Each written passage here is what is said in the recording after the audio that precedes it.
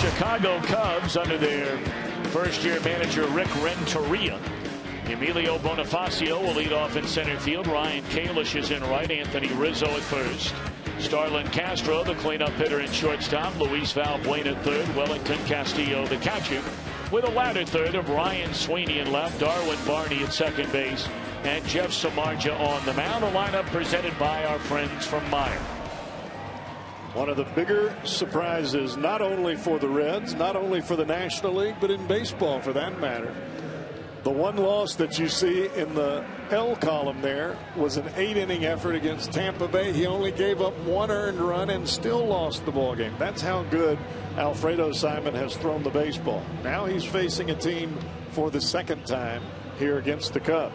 And yes, it's the Cubs, but it's a second go round. It'll be a challenge for Mr. Simon tonight. Let's take a look at the Reds defensively. Behind Alfredo, presented by your Ford dealers. Go with Hamilton in center, flanked by Ludwig in left, Jay Bruce in right. The regular cast of characters along the infield, and Pena playing virtually every day, has started every day since Devin Mesoraco went on the disabled list over the weekend in Atlanta. And I would imagine, Tom, that will continue, especially with tough right-handers on the mound. You're going to see Pena behind the plate. But I fully expect to see Tucker Barnhart as well. I mean, he impressed when he was up here earlier. I know Brian Price very comfortable with him behind the plate. So we are set to go. It'll be the Reds and the Cubbies in now a 2-game series. We'll hopefully get this one in here tonight. They're calling for a beautiful night tomorrow night. So if you're thinking about coming on down to the ballpark, we'd love to have you. Bonifacio off to an excellent start at .333, has 9 stolen bases, and it's in there, strike 1 from Alfredo Simon. This one underway.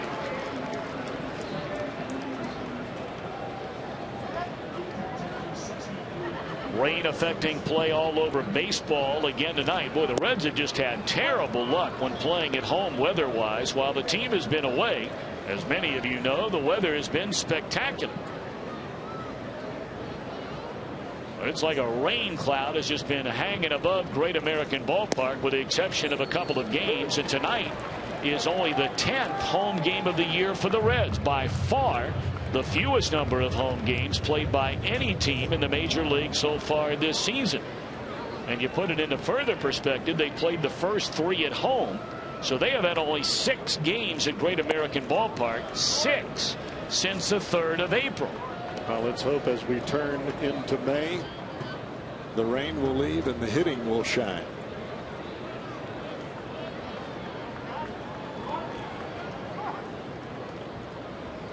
Bonifacio finally back in the box before this 2-2 offering from Alfredo Simon, and that'll strike him out. That was an ugly swing right there. It looked like Bonifacio was expecting an off-speed pitch from Simon, and he just poured that fastball right in on his hands. Watch this ball start in underneath the hands and run right back to the inside corner. That is an emergency swing, folks. The Cubs come in with the second worst record in all of baseball. Only the Arizona Diamondbacks have a lower winning percentage than the Cubs. Broken bat, fly ball right at Hamilton. Quickly 2 away as Ryan Kalish is dispatched up. Cubs have won 8 games. They have lost 16. Well, how'd you like to be out in the desert right now? There's already talk about general manager Kevin Towers, manager Kirk Gibson being in trouble. 8 wins in 29 games. That is scuffling. Now the first baseman Anthony Rizzo. 3 home runs, 10 runs batted in. And quickly down a strike. That's a nasty pitch right there from Alfredo Simon. Well, you can see from pitch number 1, Simon's feeling good tonight. That was an 88-mile-an-hour slider. And that's following a 93-mile-an-hour fastball that Bonifacio couldn't get the bat to. There it is again. And went in 93 to get ahead of Rizzo 0-2. Got some serious movement on the ball tonight. And working quickly. Yes.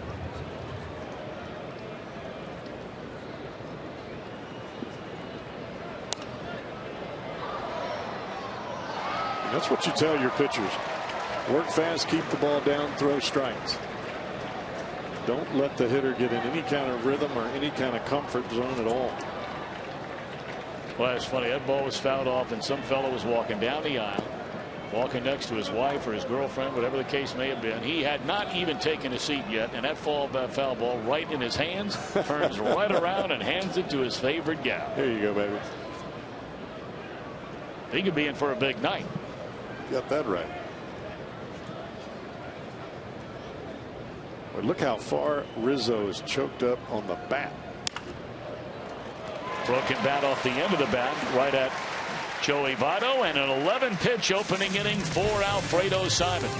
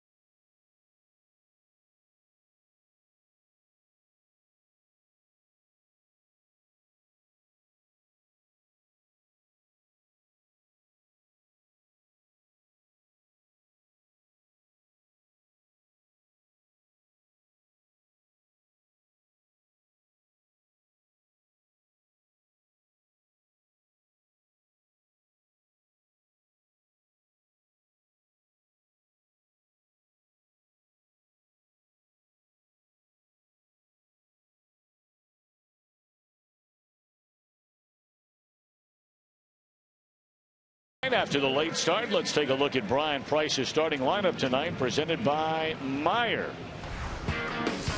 Billy Hamilton, Joey Votto, Brandon Phillips, Jay Bruce in a cleanup spot in right, followed by Todd Frazier and Ryan Ludwig. The latter third of Brian Pena, Zach Kozak, and Alfredo Simon. Young man grew up in Indiana to 29-year-old right-hander Jeff Samardzija. Of course, a football star more so than a baseball star during his collegiate days at Notre Dame.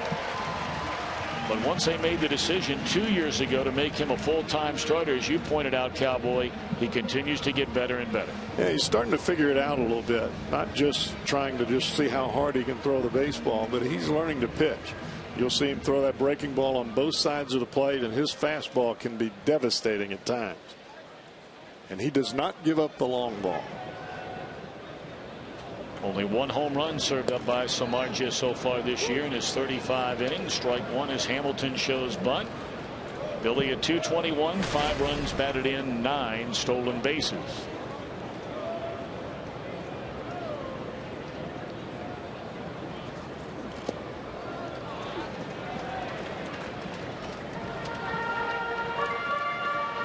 Samardzija tonight looks to snap an 11-start winless streak going back to August the 30th of last season, despite posting an ERA a little better than 3.5 during that stretch.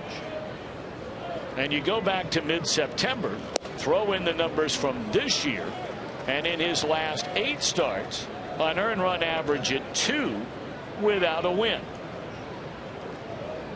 You see him pitch, and in the ball game that he pitched against the Reds in Chicago, I thought he threw the ball really well. His defense let him down quite a bit, especially in the 6th inning. You throw as many hard sinking fastballs as this guy, you count on your defense. And if they let you down, there's trouble, even though he averages about a strikeout an inning. Well, the Cubs rolled the dice with Samardzija when they drafted him in the 5th round of 2006. Primarily back to what we referred to a moment ago, because it wasn't known whether or not he would play baseball. He was a much more highly acclaimed and a bigger prospect as a football player. And there's Billy Hamilton's walk to begin the bottom of the 1st inning. Comes Joey Votto, our steel power tool performer. His career against the Cubs, very good numbers.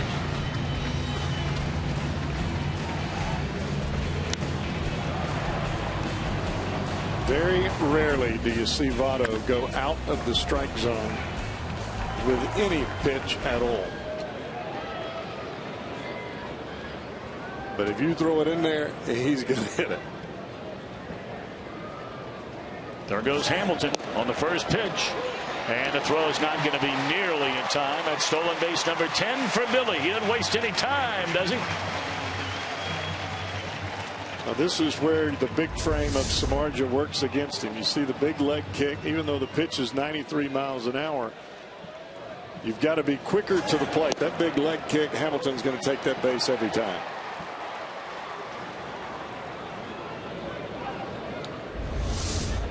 With Hamilton at first base time, you almost have to just turn your hips, very slight raise of that front foot before you come to plate. You pick that knee up, trouble.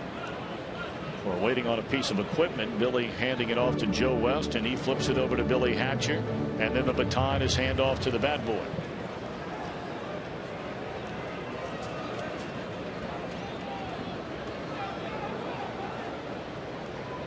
First pitch was a strike to Joey Votto. He's behind 0-1.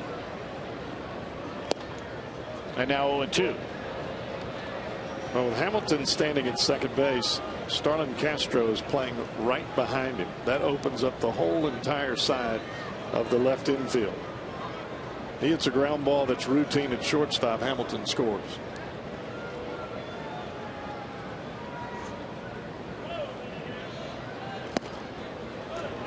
Hamilton, the third most stolen bases among all National Leaguers. Dee Gordon of the Dodgers has 13. Eric Young of the New York Mets has 12. And now Hamilton in double figures.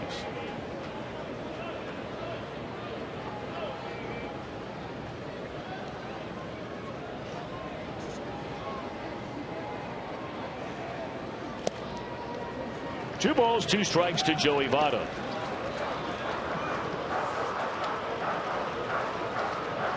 That last pitch from Samardzija, that is the most difficult to get the bat hit to. Starts that pitch inside, trying to run it back over the plate. Very similar to what we saw with Simon in the first half of this inning.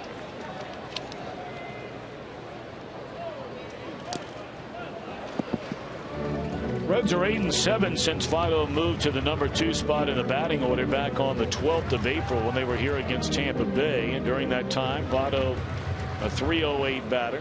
He was very hot initially when they moved him into the 2-hole. Hit 4 home runs in a 6-game stretch and has been very quiet since. He only had 1 extra base hit and 1 RBI on the entire 10-game road trip just wrapped up in Atlanta. Well, the Reds had a streak, finishing with the last 3 games here against Pittsburgh when they won 2 out of 3 in the first 7 of that road trip, where they scored 4 runs or more in 10 consecutive games. And then they rolled into Atlanta and things got a little quiet.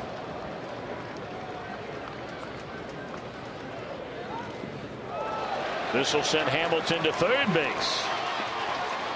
I'll tell you what, Samardzija at the last second realized after starting his walk to the plate that he might want to kick it into a second gear. I think he was getting yells from the third base dugout as well. Hamilton, as soon as he saw ball and dirt, he was gone to third base. The thing that you have to love about Billy Hamilton, there is no fear in his base run. I mean, he stays aggressive regardless of what's going on. Doesn't put the brakes on too many times. 8th pitch in this at bat to Votto, and he draws a walk. So back-to-back walks for the Reds to begin this game against Samardzija. I think Samardzija thought he had strike 3. You could see him look into home plate umpire Alan Porter and just say, wow.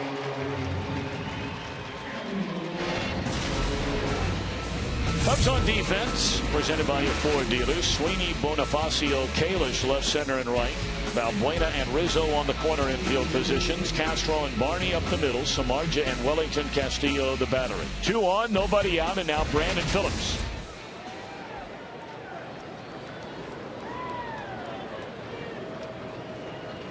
Well, not sure what the holdup is here.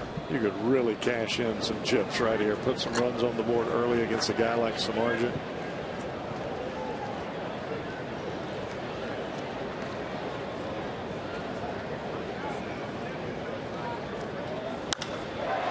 fly ball pretty well hit into deep right field, and it is caught at the wall.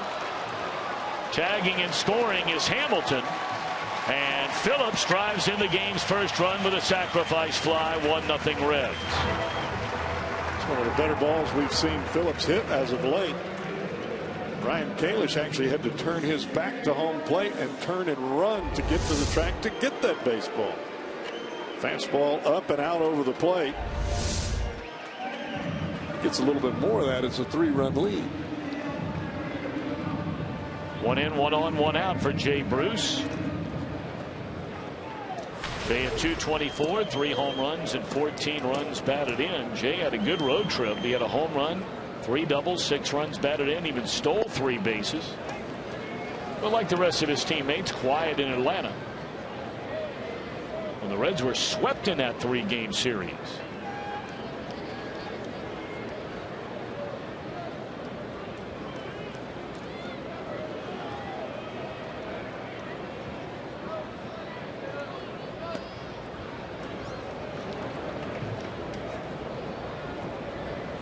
Look at Samardzij's numbers. He has not really walked that many guys here in the early going, and he walks the first 2 batters of this ball game. He's averaging less than 3 walks per 9 innings. He's averaging 7 innings per start.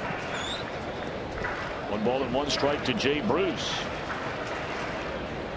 You may remember Samardzij, after being drafted, as we mentioned, in 2006, spent 2 full years in the minor leagues, all as a starter. Then in 2008, he was a starter in AA. They moved him up for 6 starts in AAA, brought him to the big leagues. He pitched in 26 games out of the bullpen. Following year, 2 starts, 18 appearances. The next year, 20 as a reliever, 15 as a starter. So you thought it was going in that direction, and then all of a sudden the following year he pitches in 75 games out of the bullpen. There's a liner right at the left fielder Sweeney for the 2nd out of the inning, and then they finally said in 2012, enough is enough. He is a starter and has been so ever since. It almost appeared he was on a path that Aroldis Chapman was on. Looked like they were kind of grooming him for that starting spot, and then all of a sudden, boom, he's in the bullpen. You have a couple of years of 75 appearances, you're not going back into that rotation anytime soon. But they made the change with this big fella. Todd Frazier with a runner at first, 1-run home. Reds have scored without a hit in this inning. Billy Hamilton a walk, a stolen base to third on a wild pitch, scores on a sac fly by Phillips. Against a guy like Samardzij, especially the way he's thrown the ball out of the gate here in 2014, you've got to take advantage of every opportunity you get. The Reds have one on the board. That's something they weren't able to do in Atlanta. They had some chances early in all 3 of those ball games. They did it in game 1, but they weren't able to do it in the other.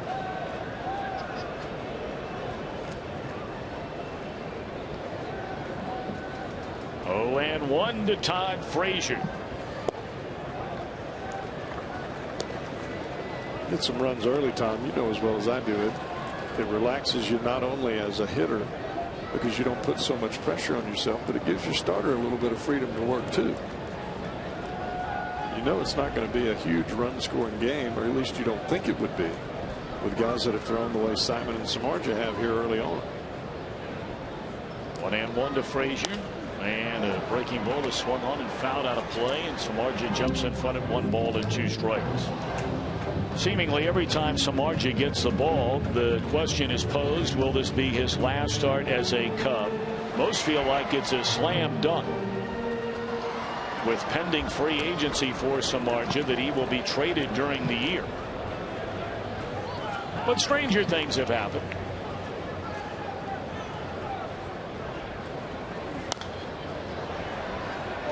I've got to believe that if he continues to throw the ball the way he's throwing now, he's going to spend his last 2-3 months with another ball club. You know, you hear so much about some talented young players that the Cubs have in their system, and we've heard about them for a couple of years now.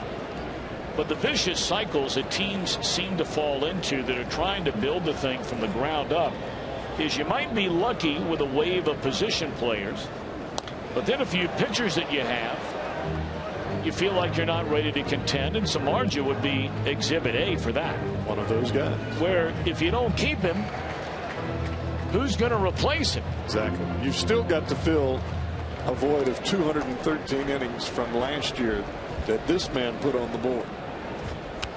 That's a whole lot of innings. And quality. Oh, dear. Rizzo falls down, and safe as a call at first base. Frazier just devoured on the inner part of the plate with that Samardzija fastball, broke his bat, and barely had enough on it to even reach Rizzo, who cannot make the play. Looked like the right foot of Anthony Rizzo slipped out from under him as he planted to go back to the bag. Seemed harmless enough. He actually just tripped over his own feet.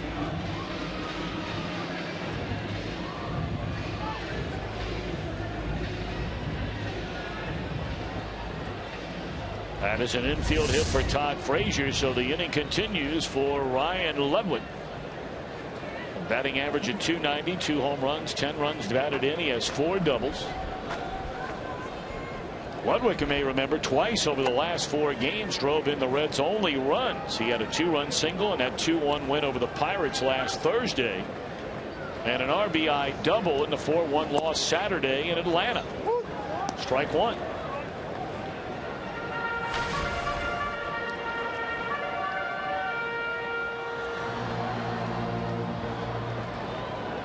You could really make it hurt with a base hit right here. Samardzija already frustrated after walking Votto, and then that infield hit. Challenges with a fastball at 95 miles per hour, and it's 0-2. I mean, if you're Jeff Samardzija, Tom, you've got to know you're working with a very small opportunity or window with the Cubs offense, especially the way Simon has thrown the ball early. You have to know, I can't give up too many runs. And let's face it, this guy wants a W. He hadn't had one in a while. 0-2 to Ryan Ludwig, and he tried to get him to chase that breaking ball away, and he doesn't do it. And if you think of it from the Red side, the harder you make Samardzija work here in the first inning, it's going to take away that last little bit of juice he'll have in the 6th and 7th. That's how you beat good starters. You get on them early, even if you don't get a run early, you make that pitch count elevate.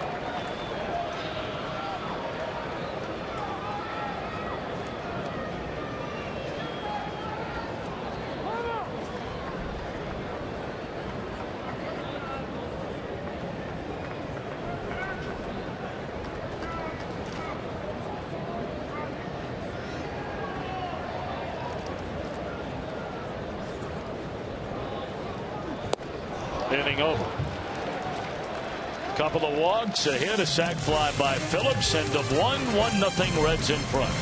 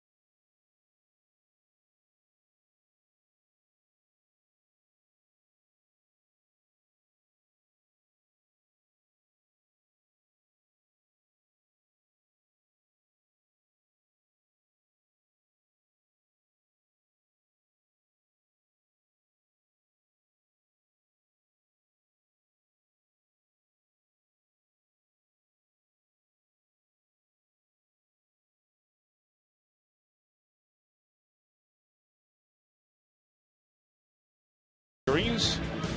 For 1-800-ELK-OHIO. Well, the Reds have certainly enjoyed facing the Cubs over the last number of years. Already 2 out of 3 this year. 30-10 in the last 40. 25 of the last 32. The Reds have beaten the Chicago Cubs. That is domination. When you hear the term get healthy, that's what the Reds want to do with the Cubs in town. Get healthy.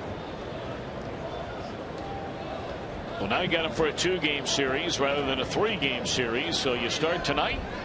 And a good start for Alfredo Simon. He retired the side in order in the first inning. His team got him a run in the bottom of the first. It's ball 1 to Starlin Castro as we open the second inning.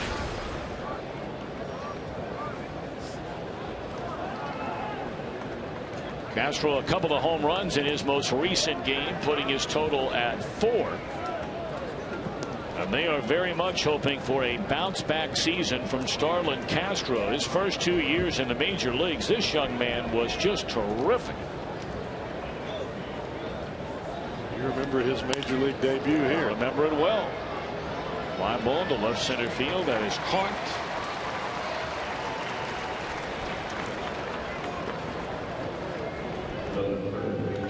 At 20 years and 44 days, he was the youngest Cub to make his major league debut. Going all the way back, here's a name from the past, Oscar Gamble, who was 19 years old when he broke in with the Cubs in 1969.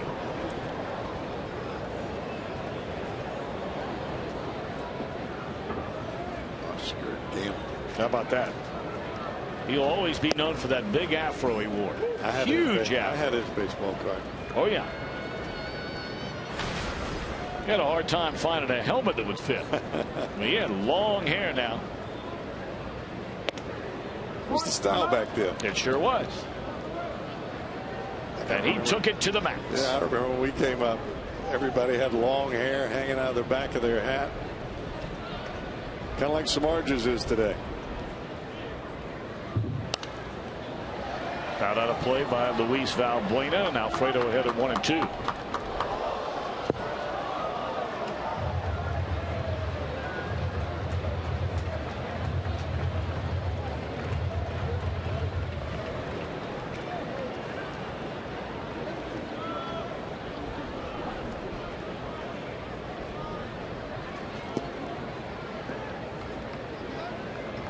Valbuena was the home run against Simon in Chicago. This guy may not hit for a very high average, but he sees a lot of pitches. Well, the Cubs got a lot of production out of that third base position last year, and it really didn't belong to any one player, but they had over 24 home runs, a lot of runs batted in.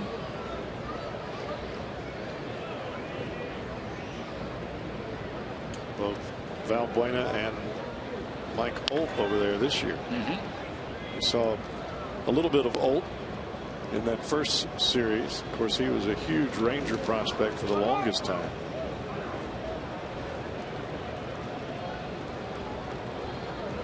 Olt has played in 20 of the 24 games. He's made 14 starts down there at third base. Very, very good numbers for Valbuena in this ballpark.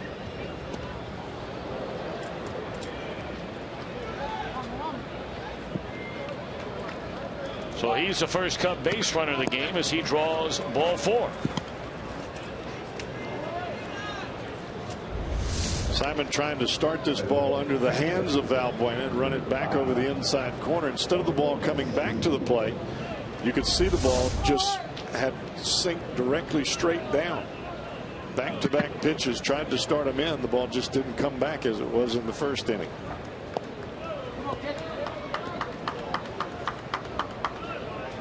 I think this is where Simon has made the greatest adjustment, is from inning to inning based on what his stuff is at varying times. He's thrown the ball up in the mid-90s. He's thrown the ball down in the low 90s, but he's been able to throw strikes.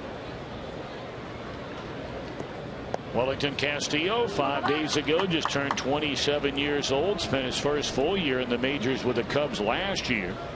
In his 9th year with the organization.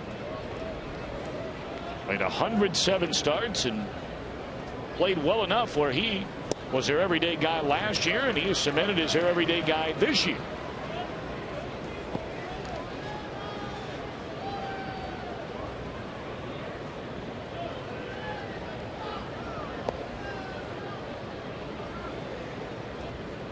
Castillo had 28 games last year where he had 2 hits or more. And there were only 4 catchers in the National League that had more of those in Wellington Castillo. 1 ball and 2 strikes. You're talking about guys like Molina, Posey, Lucroy, and Rosario out there in Colorado. Well, the one thing that Castillo does is he hits the breaking ball well. The ball that's out over the plate, the ball that's breaking away from him, he handles it well. The fastball inside that's running in on him, that's a different story. That's where Simon's trying to go now.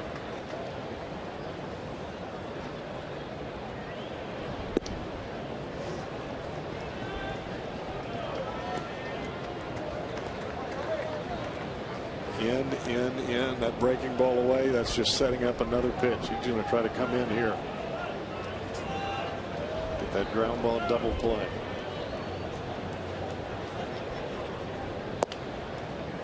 Set up in, and he misses away, and the count is full on Wellington Castillo. And that's the same pitch that we saw to Valbuena in back-to-back 2-2 and 3-2 counts.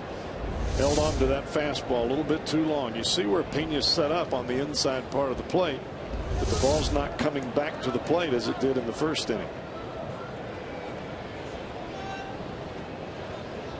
3-2, they start the runner, and it hits Castillo.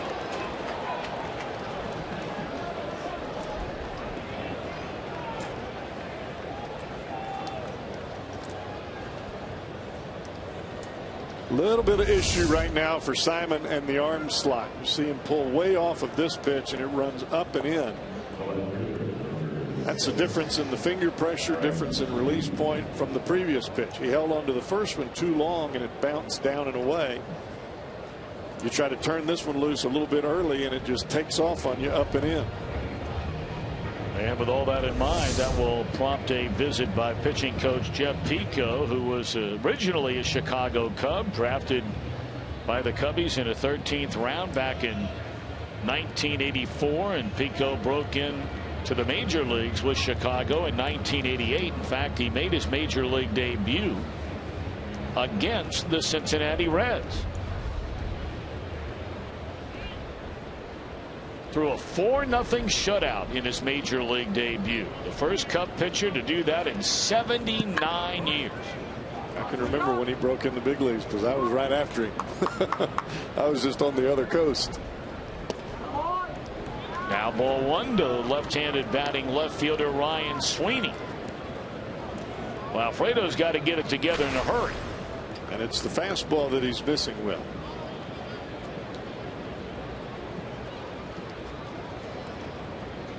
Coming across his body just a little bit too much here. There it is. You can see the body mechanics just slow down just a little bit there, let his hand catch up. That way you get extension out in front instead of coming over the top of the baseball too soon. A 1-out walk to Valbuena. He's a runner at second base after Castillo was hit with a pitch. And now 2-1 to Sweeney, with the Reds leading here in the second inning after a delayed start due to rain. 1-0.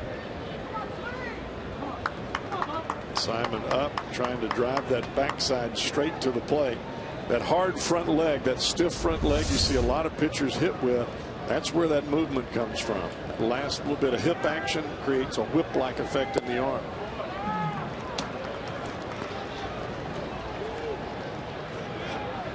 And you can see it on his face. You know he is not comfortable right now. It may be fine velocity wise, but as far as releasing the baseball, it's not coming out the way he feels comfortable with right now.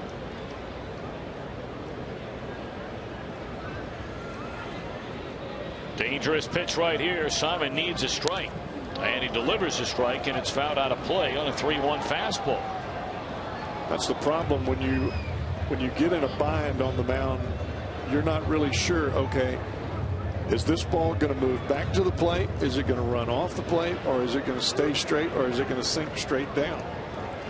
You don't want to leave one in the heart of the plate, because then you got a 3-1 ball game. 3-2 the count on Sweeney.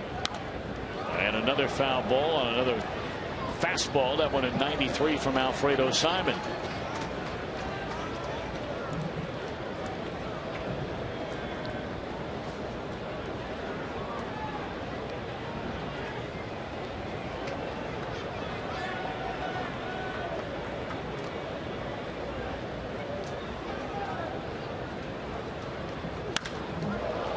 Ball driven into left center field, but Hamilton will flag it down for a much needed second out, and the runners remain at first and second with one more to go. That is a play where you can really see the speed of Billy Hamilton.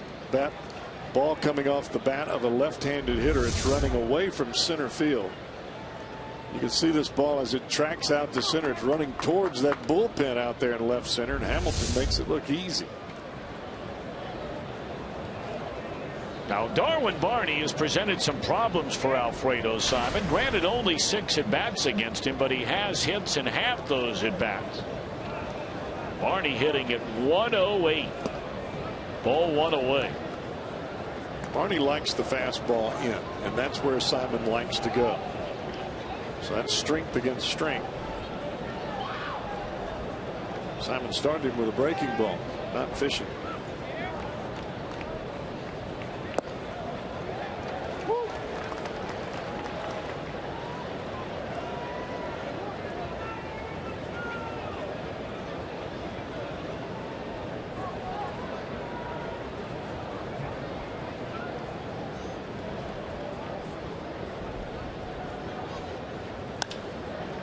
Popped up short right. Jay Bruce waiting, and Alfredo pitches out of a bout of wildness with a walk and a hit batsman, but nobody crosses the plate.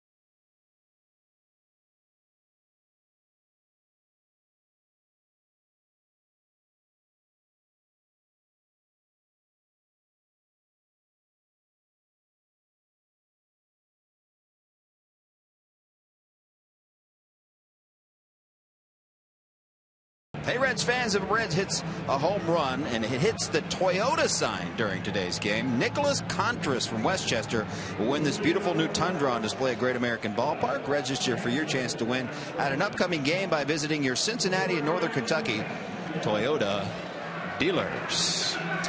And Jim Day back with you. Let's give you an update on Skip Schumacher. He went out yesterday, his first rehab assignment with the Louisville Bats, and man, did it go well. He went 3 for 4, couple of doubles, drove in a run, scored a run. Now, Louisville playing an early game, a 6 o'clock start in Buffalo. He had one at bat, it was a strikeout. And then listen to this, guys. He was playing center field and was tossed from the game for arguing a double play call. You would think that a guy going down there on a rehab assignment wouldn't care much about the outcome for the Bats, but that's the type of competitor that Skip Schumacher is. He got tossed out of the game tonight. How about that? You can't teach intensity. No, you can't. And he has every bit of that. We saw that in his days with the Cardinals. We saw it last year few times we had a chance to watch him with the Dodgers, and of course even in spring training games he was playing with that kind of fire. That's where you get that term gamer. That's the best compliment I can give you. If you're a gamer, I want you on my team. If you're not, I'm going to beat you. Reds lead 1-0. Pena to start things against Jeff Samardzija here in the Reds' second inning, and it's 1 ball and 2 strikes. Reds scored on a walk to Billy Hamilton. He stole second, went to third on a wild pitch, scored on a fly ball by Brandon Phillips.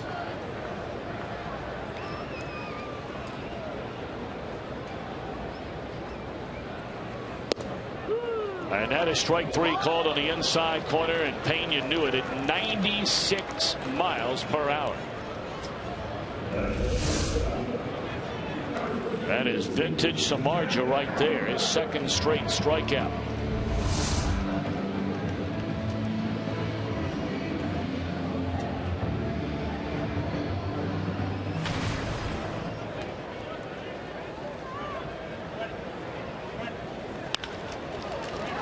First pitch swinging is Cozart, and a roller right at the third baseman, and quickly 2 are out. Boy, the struggles for Zach Cozart just continue on, and boy, you root for the guy because he is such an easy young man to like and to root for. But my, oh my, is he in some kind of slump. And you really have to hope that the average comes around. I mean, a 148 hitter, Zach Cozart is not.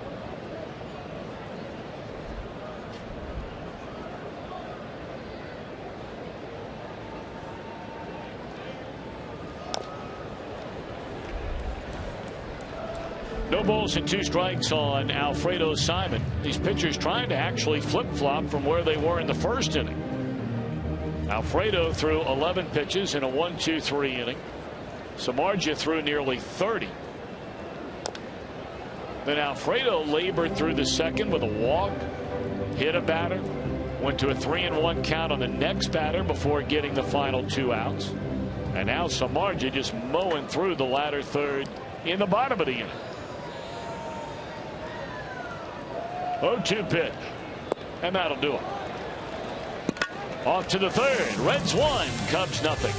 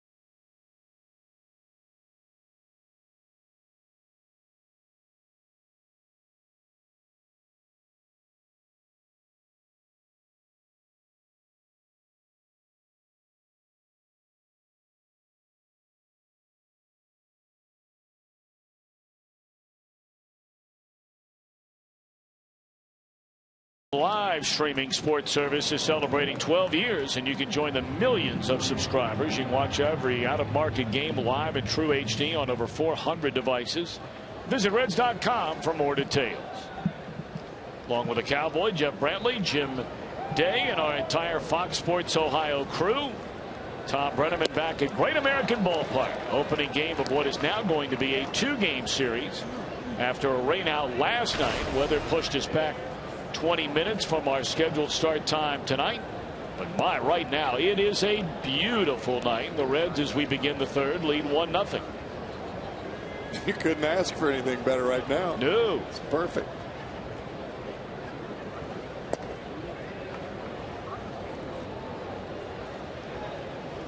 Alfredo Simon making his 5th start.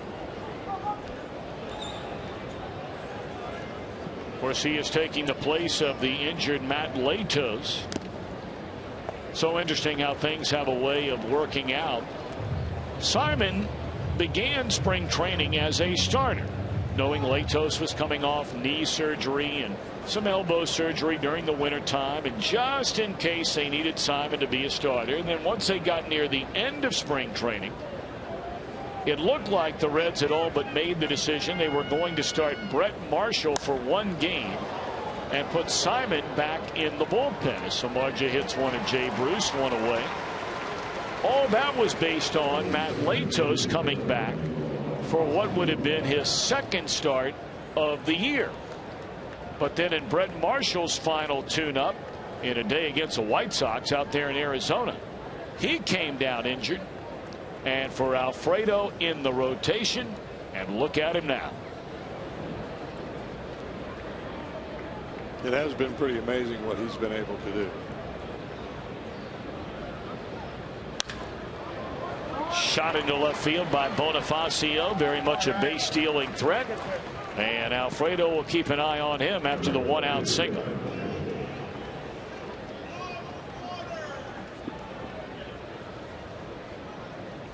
Fastball out over the plate. Simon wanted that ball to start in and run back to the corner, the same pitch that he struck him out with, but that ball ran right back to the heart of the plate. If there is one player in Major League Baseball whose name came up more consistently when the conversation would start about Billy Hamilton, it was Emilio Bonifacio. Bonifacio runs like the wind, and when he was coming up through the Arizona Diamondbacks organization, he had years of 40 steals, 55 steals, 61 steals, and everybody wondered what kind of major league player he would be. Well, the Diamondbacks brought him up in 08, and then they immediately traded him. They needed a pitcher down the stretch that year when the Diamondbacks went to the LCS, and they traded Bonifacio for John Roush. Well, he wasn't there long. He went to the Florida Marlins in a big deal for Josh Willingham the next year. Hit .250, stole 21 bags. 2 years later in 2011, Cowboy, it looked like he was on his way. Nearly a 300 hitter, 40 stolen bases. But then his playing time decreased in 12 after an injury. And then Toronto and Kansas City before landing with the Cubs this winter. And there's a base hit into right field, and Bonifacio will easily scoot over to third. I don't think there's ever been a question if Bonifacio could hit at this level. He's been able to do that. It's just a matter of where could they best use his speed. Another pitch inside. It's supposed to be inside, and it stays out over the plate.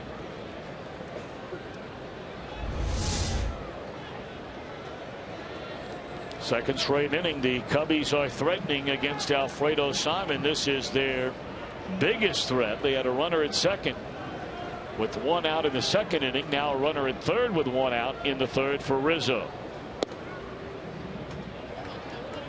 This is the same spot the Reds were in the opening inning. Phillips hit the sacrifice fly into deep right field.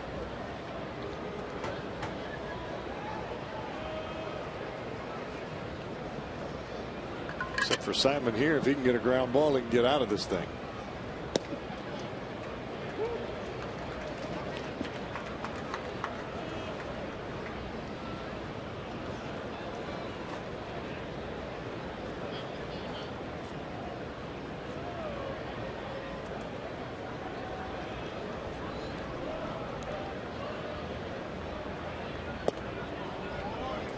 Two balls and a strike to Anthony Rizzo.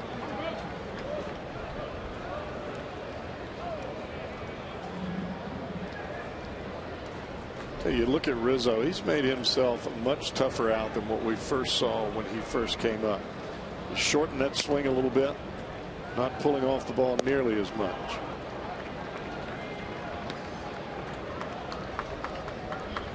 Rizzo bounced into 12 double plays a season ago, is yet to bounce into one this year. He's looking for something to hammer here on 3-1.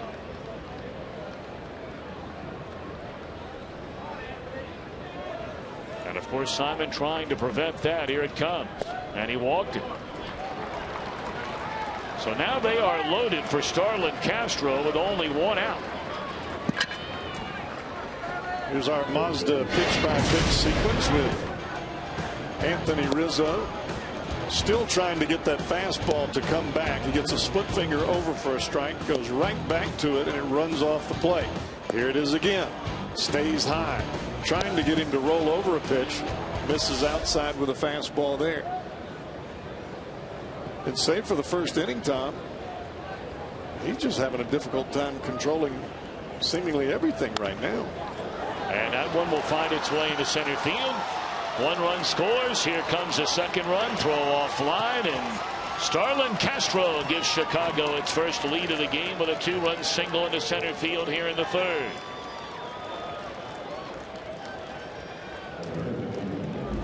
Well, with one swing of the bat, the first pitch fastball, and you can see where the ball is. It's elevated, and Castro doesn't try to do much with it. He just hits it right back up the middle.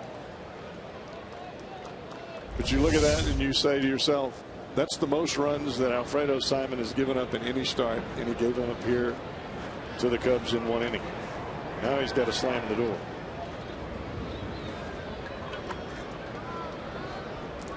And it continues 4 in a row of reach base and straight up in the air. Valbuena does him a favor there. Bruce can't find it, but Phillips is there in front of him to make the play. Jay saying thanks for bailing me out. No kidding. You could see Bruce with the hands outstretched. He was looking down at Brandon. He wasn't even looking into the sky because he couldn't find the baseball.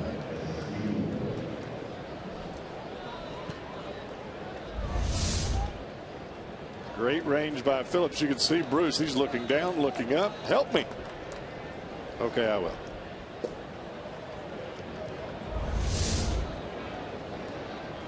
So now trying to put an end to the third inning is Simon as he faces Wellington Castillo, whom he hit with a pitch his last time up. Cubs with a 2-1 lead. The runners take off and no chance at third. They try at second and safe there.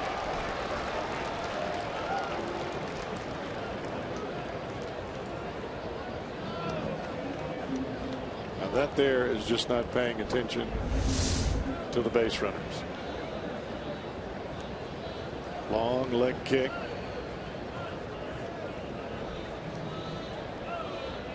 Even if you don't expect Rizzo to go, you still got to keep him close. Swing and a miss. 1 ball and 1 strike to Wellington Castillo. You especially have to be aware of the stolen base with a team that has a difficult time scoring runs, and that's where the Cubs sit. First stolen base of the year for Rizzo, and only the 12th of his major league career. 1-2 on Castillo.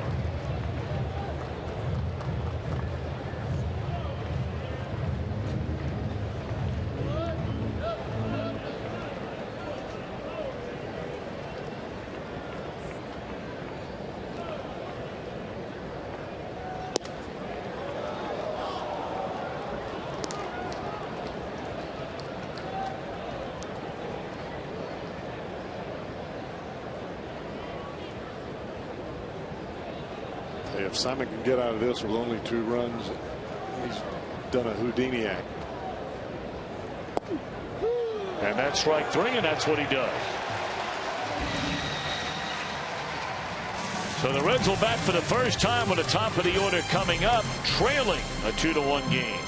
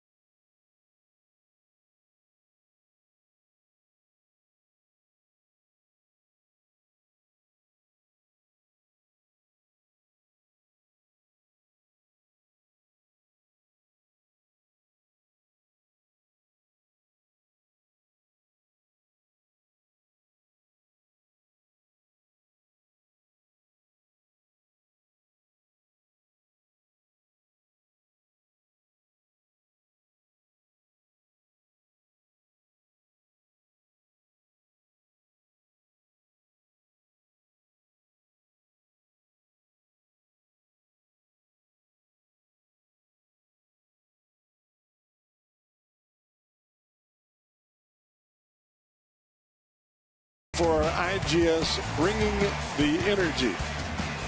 Normally you see the time of the pitcher to the catcher. We're showing you the miles an hour of Billy Hamilton as he steals second base. There's your totals for the Reds. 35 attempts, 26, of course. That leaves you with 9.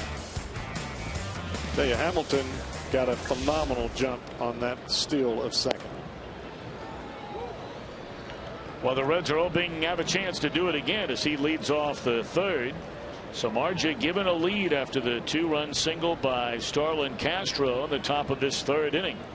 Billy walked, stole second base, went to third on a wild pitch, scored on a sacrifice fly ball off the bat of Brandon Phillips.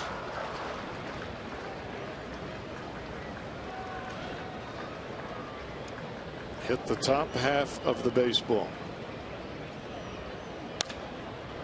It'll be a tough play here. Castro's got a gun and Hamilton beats it out. Castro didn't have time to set his feet and really turn it loose. So not as much on that throw, and it's an infield hit for Billy. And he did what you told him to do. You're right, Tom. Castro makes that play as good as any shortstop. Going to his right, he's got a great arm, great infield reflexes, but you see Hamilton hit the top of the ball almost as if he was pushing it to the left side. You get it out of reach of the third baseman with his speed, there's not too many that can throw you out. And to back up what you're talking about, you know, they keep stats on everything in baseball now, and Billy Hamilton this year, when he has hit the ball on the ground, just hit it on the ground, he has been a .314 batter so far this year. When he hits a ball in the air,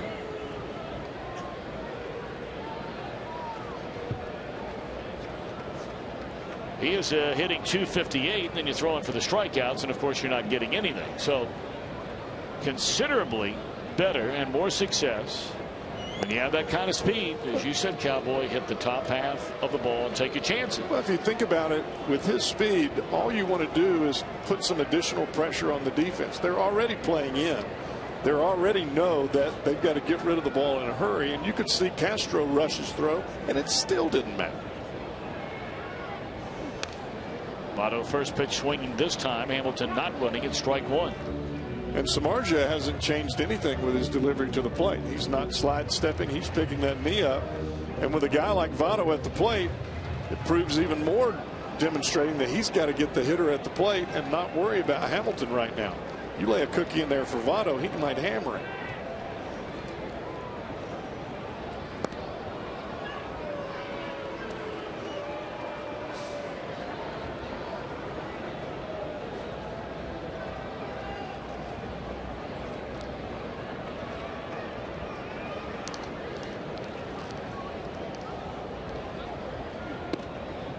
One ball and one strike to Joey Votto, who walked his first time up.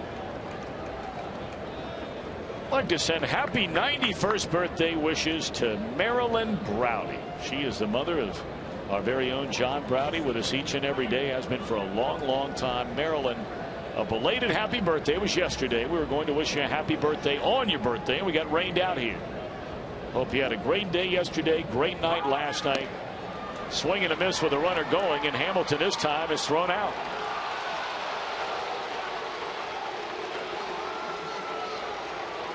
Like he tagged him on the leg there.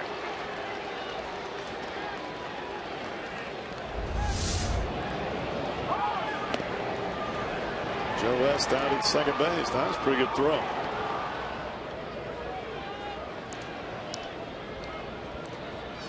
Got it.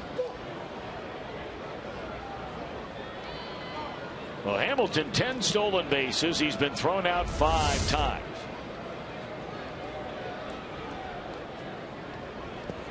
Two and two now to Joey Votto.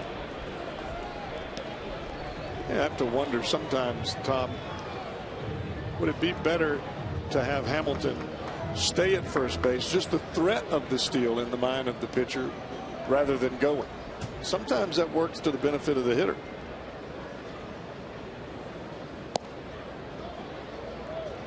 And I mean, we all know Hamilton is on first base to run. He makes his game with his legs.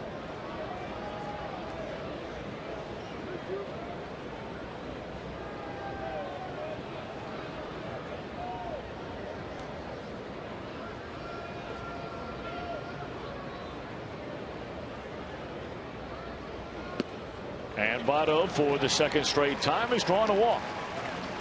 3 of them in the game now for Jeff Samardzija. And right now is the time for you to tweet your photo using hashtag #OhioFanPhoto. And you might have it shown during an upcoming telecast right here on Fox Sports Ohio, brought to you by AT&T.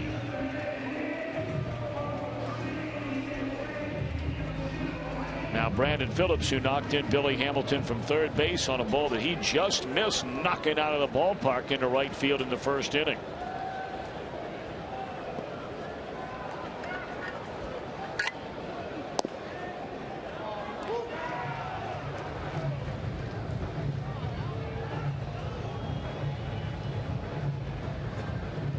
That first strike to Brandon Phillips. If Samardzija stays down there, going to make it an awfully difficult night for any hitter.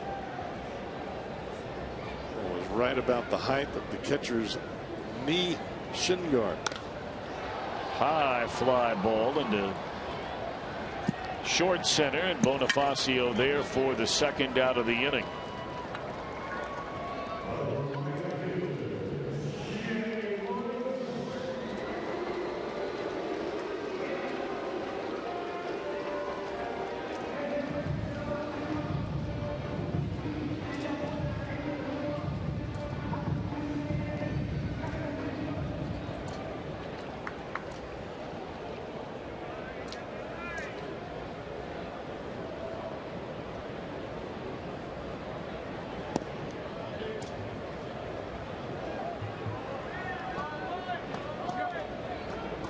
Both pitchers tonight, the ball moving all over the place. You wonder if it's the water in the air or just the little extra bit of moisture. Both Simon and Samardzija, ball moving a lot. 1-0 to Jay Bruce. He thought about it and takes it off the outside corner. 2 balls and no strikes.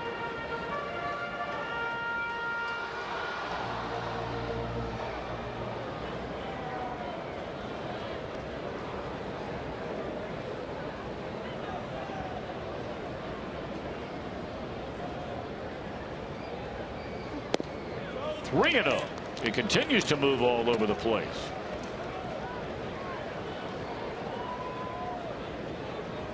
Not just Simon, it's Samardzija as well. Both pitchers throwing the ball awfully hard, but you can't unless you can get it across that white dish. Back up the middle, and Castro able to knock it down, but that's all. So a base hit for Jay Bruce will keep this inning alive for Todd Frazier.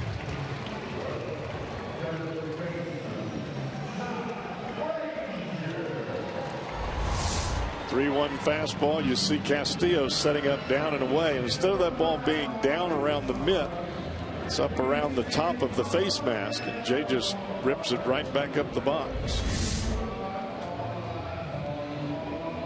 Got to believe, Tom, after Frazier got jammed as bad as he did the first time, he's going to be looking in on the first pitch here.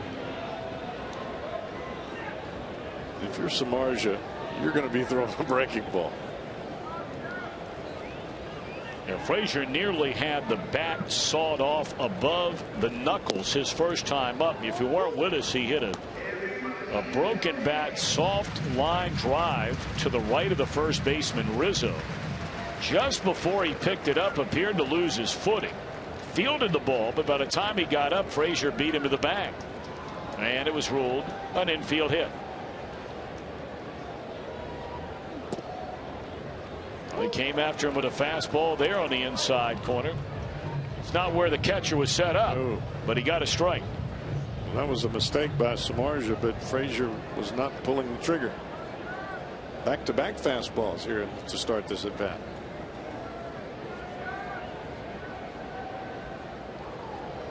Oh, and 2 with 2 on and 2 out. Reds down a run. And a fastball trying to get Frazier to chase it. Misses up and away. 1-2 to Todd Frazier.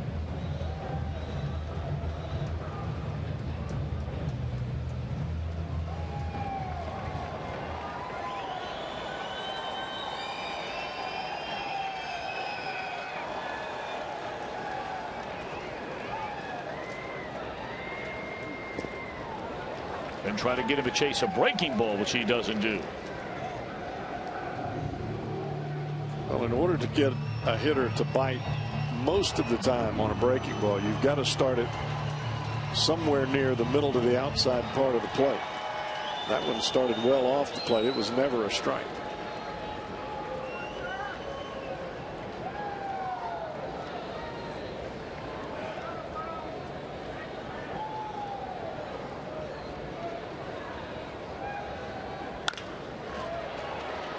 Castro will get the force out at second base on the ground ball. The Reds strand 2, and they're down by a run.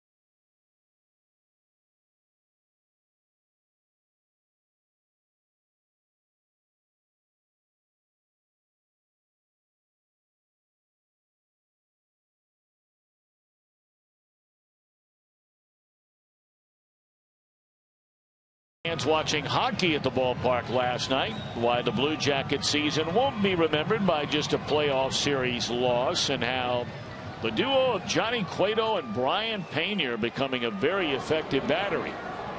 It's all brought to you by 1-800-SAFE-AUTO. Drive safe, spend less. We begin the Cubs' 4th inning.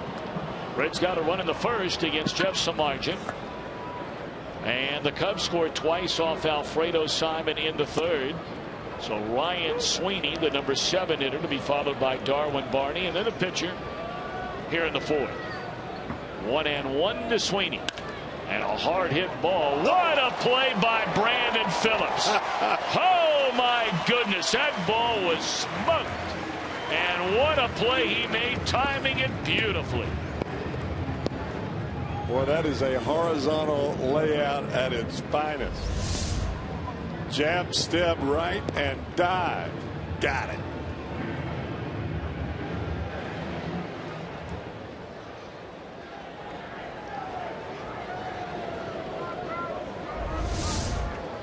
It's not too shabby, is it? Well, that's poetry in motion. We've seen him do it 1,000 times, and it doesn't get old. Of course, Phillips last year won his 4th Gold Glove award. You may remember the year before that, the man who bats right now snatched it away from Brandon Phillips, who is riding a 3-year run as an all-star second baseman, Gold Glove winning second baseman. Nice play there by Kozai to throw out Barney. I believe Brandon is getting that Gold Glove during this homestand, if I'm not mistaken. I think that'll be coming up over the weekend, over that 4-game series with the Milwaukee Brewers. It begins on Thursday night.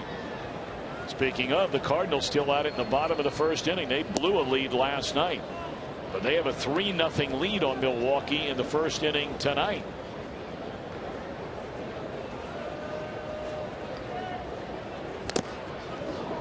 That Cardinal team is not hitting. We're talking about all the the Reds' offensive woes, and we know it's been very inconsistent from an offensive standpoint for the Reds. Well, one of the guys that was so key for their club last year was Alan Craig.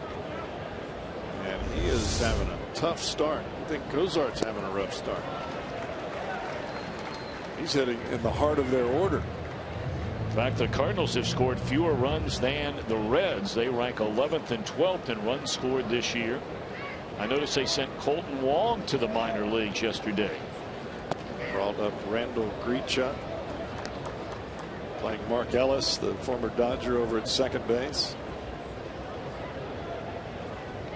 Yeah, by the way, Brandon Phillips will get that Rawlings Gold Glove Award on Sunday before the game. So if you're coming down on Sunday, May the 4th, don't forget that is an odd starting time. Just a reminder for you on Sunday. Due to the Flying Pig Marathon, which takes place, that's a huge event here in Cincinnati. One of the great marathons in the country. One of the more difficult marathons in the country, what with all our hills here in Cincinnati. So that game Sunday is a 4:10 start. That'll be a little weird. It will. That's when you get the shadows across the field. Of course, with the pitcher's background, I like that stuff. It's supposed to be a beautiful day on Sunday. 2-2 pitch. And that's all. So Alfredo needed an easy inning. Got a great play by Phillips. Reds will back trailing by a run.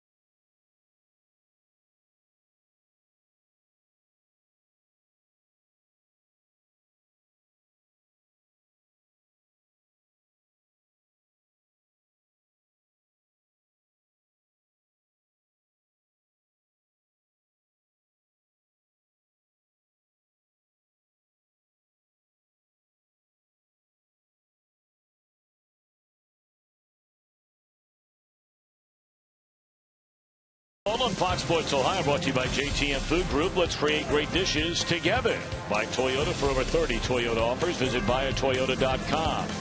By T-Mobile, Tuesday Night Baseball.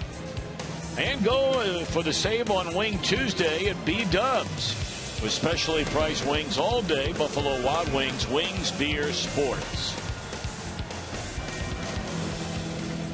Reds and the Brewers, Great American Ballpark this weekend. You can take advantage Thursday through Sunday of the 4 for $48 ticket offer. You buy 4 view level tickets for only $48 and you get 4 free Reds hats. And the fireworks on Friday night, giveaways Thursday through Sunday, the Star Wars weekend. It's going to be a good series, too. Better believe it. Call 381-REDS or log on to Reds.com. 4 for $48. Check it out. Jeff Samardzija and the Cubs 2. Alfredo Simon and the Reds 1. And Ryan Ludwig bats here in the Cincinnati 4th inning.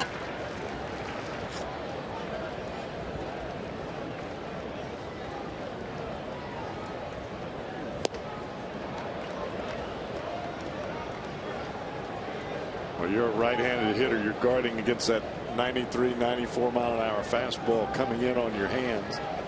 So you start that front shoulder, start the bat a little early, and then he throws that little slider to you. You run out of bat.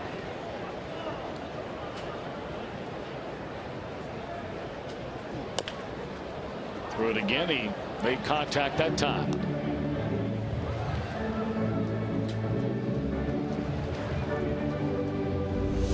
admit at my first 2 sliders, I'm going to throw it to you again. He just continues to lead Ludwig off the plate.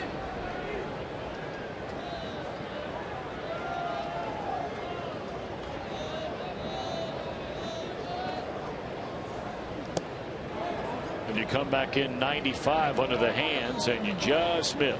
1-2 to Ryan Ludwig. That's why it's so important to be able to get your breaking ball at least somewhere close to the outside part of the plate. Then you can split outside with the breaking ball, inside with the fastball. Don't care how good a hitter you are, you can't hit both sides of the plate.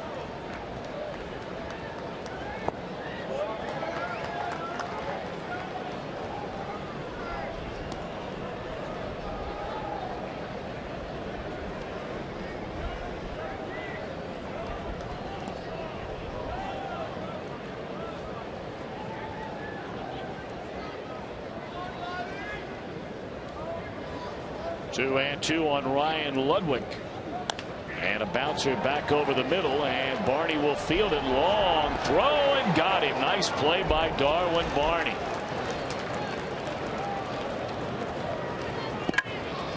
Good play. 1 away. Up the middle.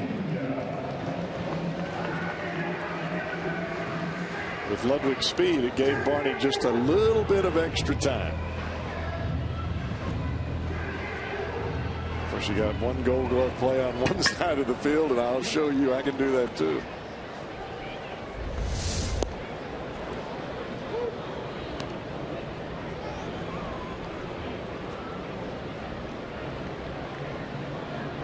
You know, there were a lot of people that were really put off. You know, primarily some Cub fans, but there were some nationally as Pena bangs one into right field.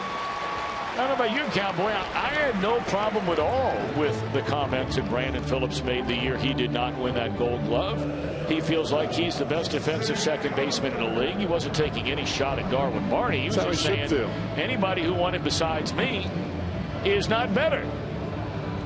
That's how you should be. Wouldn't you rather have a guy on your team that plays with confidence than a guy that's not sure of himself? I think Brandon Phillips wanted it to be known to Darwin Barney personally. I'm not knocking you. Right. Congratulations. He's just confident in his own ability, and rightly so.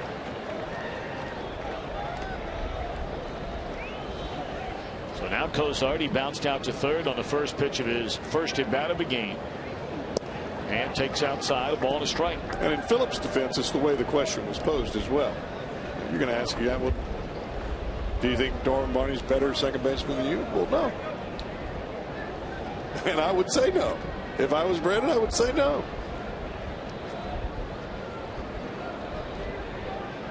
One and one account on Cozart. And that one misses badly. A fastball outside. 2 balls and a strike to the red shortstop.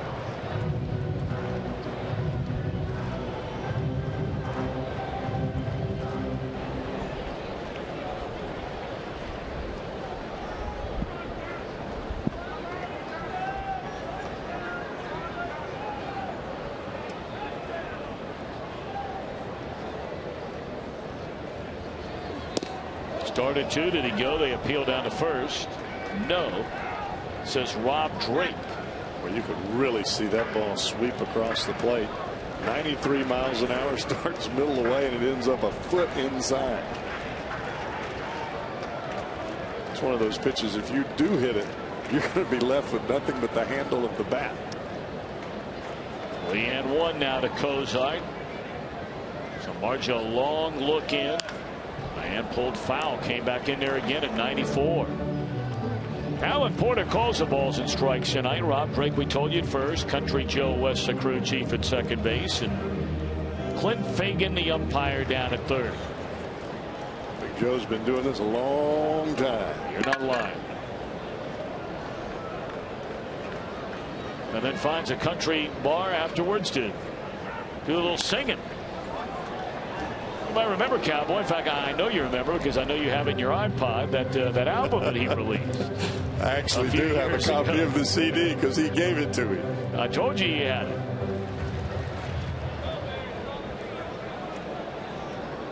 61 years old, born in Asheville, North Carolina. Country Joe Joe was. Some have called him Cowboy Joe. I think that's what it says on his CD. Yes, Cowboy Joe. Yes. Good umpire. Runner goes and a ground ball to short. Castro will throw out Kozar. Pena on the second, but they're 2 away in the inning. Well, as a reminder, coming up a little bit later, look forward to our Miller Time moment right here on Fox Sports Ohio. Joe West made his major league debut, my oh my, in 1976. Worked 7 division series, 8 league championship series, 5 World Series. Played football at East Carolina University and then later Elon College. And he was a good one too. The running back, if I remember correctly. I have to check that out. That ball hit hard. And on the run is Bonifacio, and he makes a terrific catch. A step in front of the wall. Boy, Alfredo hammered this one. And only the speed of Bonifacio presents a Reds run.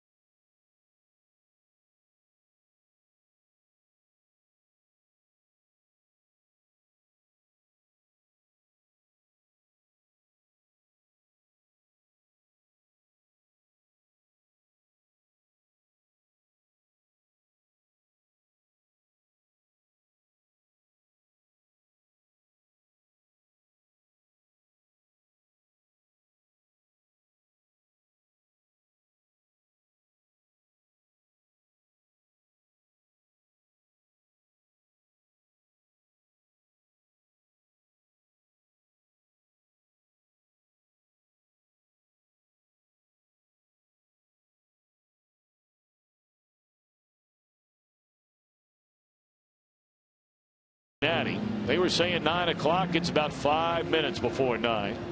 And as you can see, it's coming down. Well, I tell you what, if there's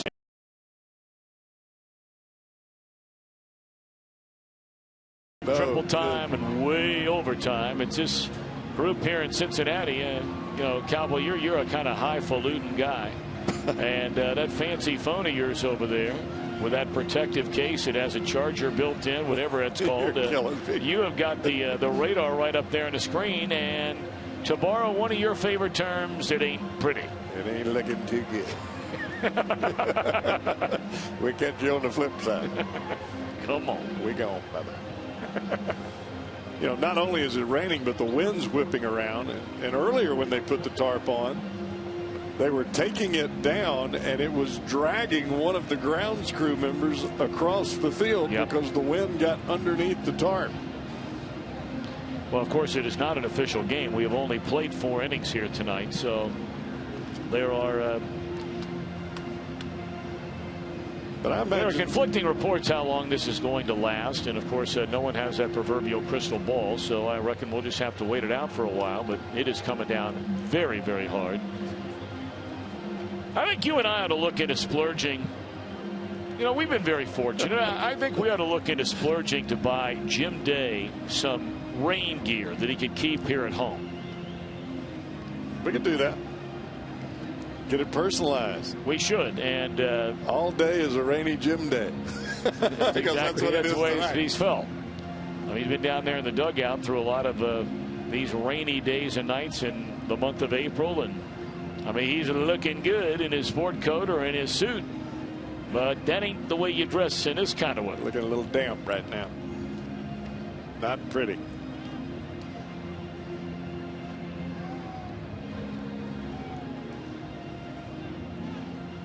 Well, depending upon how long this will last, that will certainly dictate whether or not we see either team starter once we get back to playing, if indeed we do get back to playing here tonight. They've been calling for this rain to finally get out of here by the end of the night tonight, and expecting a beautiful night here tomorrow night. Now look at that crew right there. Look at that little guy, Cowboy. He's got a pretty good seat there on the far right-hand side.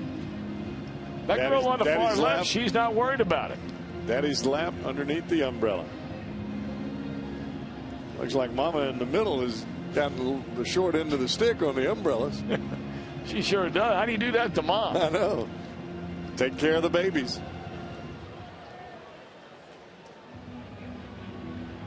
Reds are playing their 10th game, and this is the 6th rain delay we have had in the 10 games at Great American Ballpark, spanning over 9 hours. And I would imagine after the game being called last night, they will do whatever they can to try to get this game in tonight, or at least get as many innings played as they can tonight. You look back to the series that they had with Pittsburgh here, that 2 out of 3. Played as many innings as they could play and just finished it up the next afternoon. Remember the old term beer money? You know, back when you were in your 20s and, you know, you were hoping to scrape a few nickels today so you could maybe every now and again go out with your buddies and need a little beer money. Some folks say that would be a current term, especially right now. Right now. Well, here at Fox Sports Ohio, we have taken that term beer money to an entirely new level. Why don't you check it out right now? We'll keep you posted what's going on here at Great American Ballpark.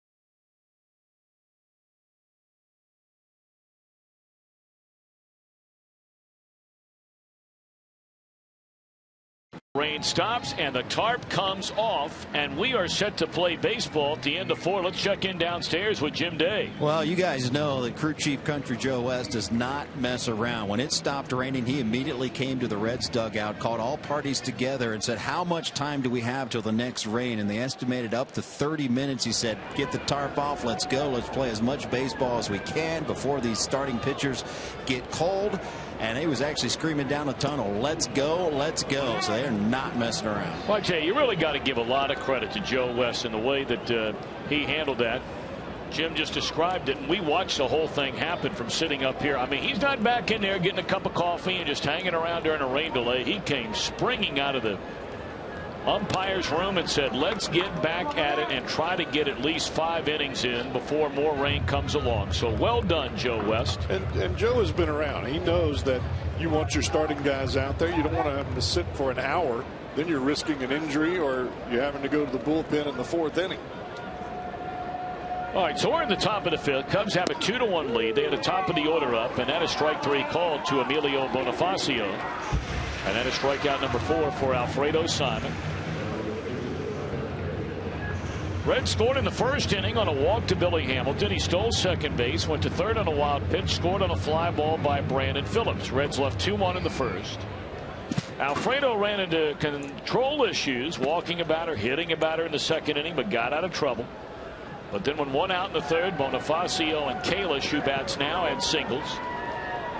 Rizzo drew a walk to load the bases, and then Starlin Castro banged a 2-run single to give the Cubs this current 2-1 lead. Reds left 2 runners on in the 3rd inning, and that one into right field, and Kalish his 2nd hit. I tell you, Kalish is not up there to take a bunch of pitches. He's up there to make something happen.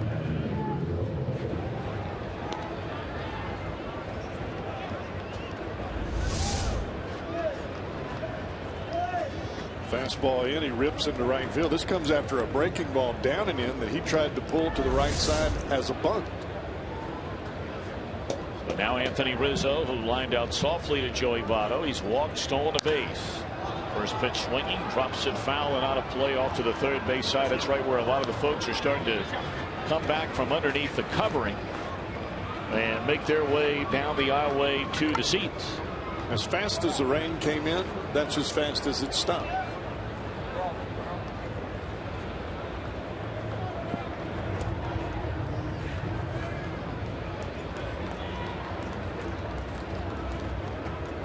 Tom, no sooner did the tarp crew get that tarp up against the wall and the pitch was thrown.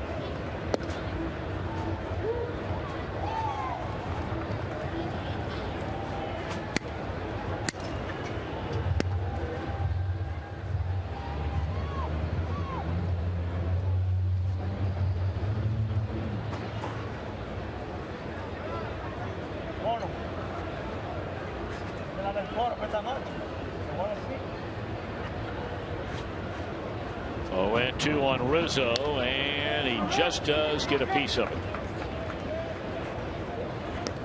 Now, I saw that fellow's hat a second ago, just to get off topic for a minute, but I want a question that you can get back to later for me. Can you explain to me why the University of Oklahoma is called OU? Just something to ponder a little bit. Saw that fellow's hat right there, OU. It's not called Oklahoma University. It's called the University of Oklahoma. I got buried one year for saying the University of Oklahoma, and that's what it is. Well, if you said AU down in Alabama, you would get buried, because that's Auburn. Well, there's no doubt about that. There's only one OU. And that is the Ohio University in Athens, Ohio.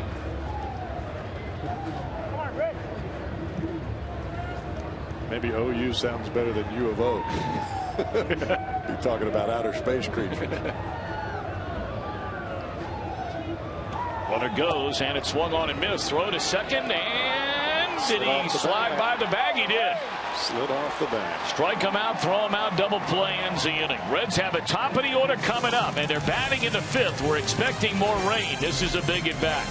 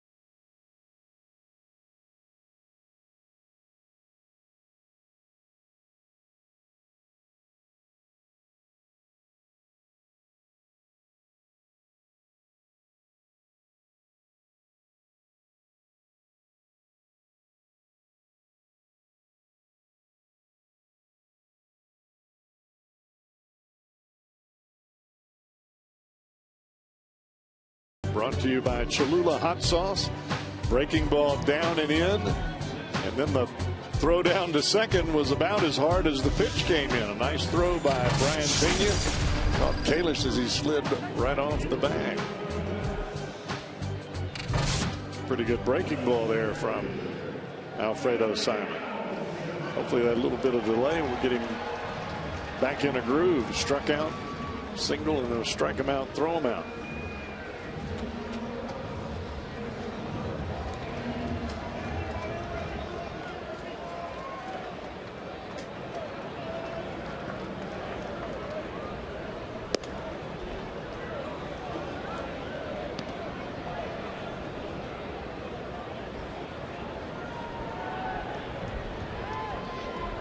But might be a little bit tougher to handle right now with the grass as damp as it is.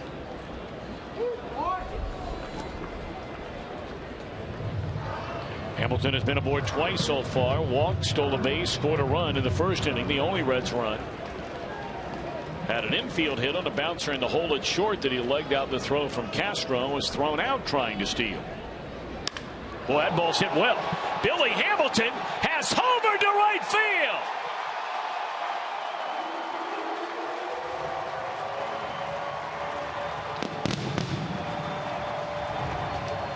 We saw Hamilton do that in spring training on a fastball inside.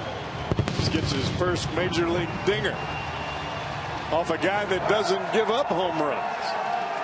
The first home run in a very young career of Billy Hamilton. Starts in, stays in, and Hamilton just drops the head. That's following 2 consecutive breaking balls. He was all over that pitch. So how about that? Just like that, one batter into the Reds' 5th inning, and we are tied up. Congratulations, Billy Hamilton. He had 13 home runs as a minor leaguer. And of course, a lot of those were inside the park home runs. But the yard wasn't going to hold that one. Soon as it left the bat, you knew he got it. That ball was launched. Wasn't a wall scraper by any stretch of the imagination. So a 2-2 game. 1-1 to Votto. Has walked twice, and he takes up and away 2 balls and a strike. And with the way the weather is tonight, that's a big run. You get through 5 innings. This is an official game, and up until that swing of the bat, it was in the Cubs' favor. Now 2-1 on Joey Votto, and a fastball is off the inside corner. Ball 3.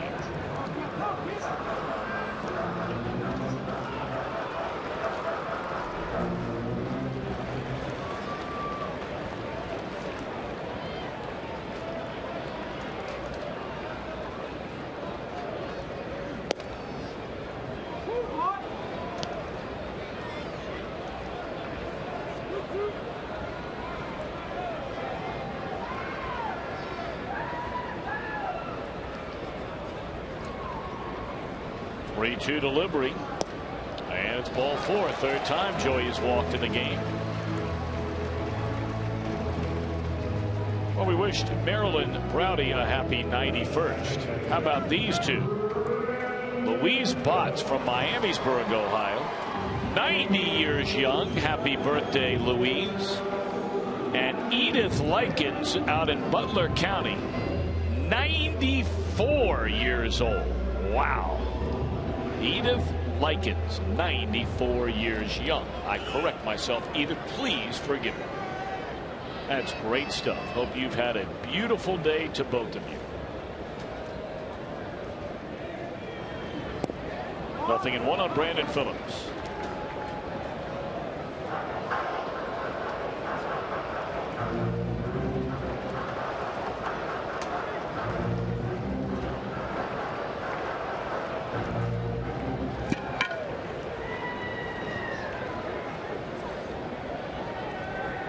Marge has now walked 4 batters in a game. 3 times he's walked Votto. And that one in the air to shallow center field. Come on, Brucey, let's go. 1 out.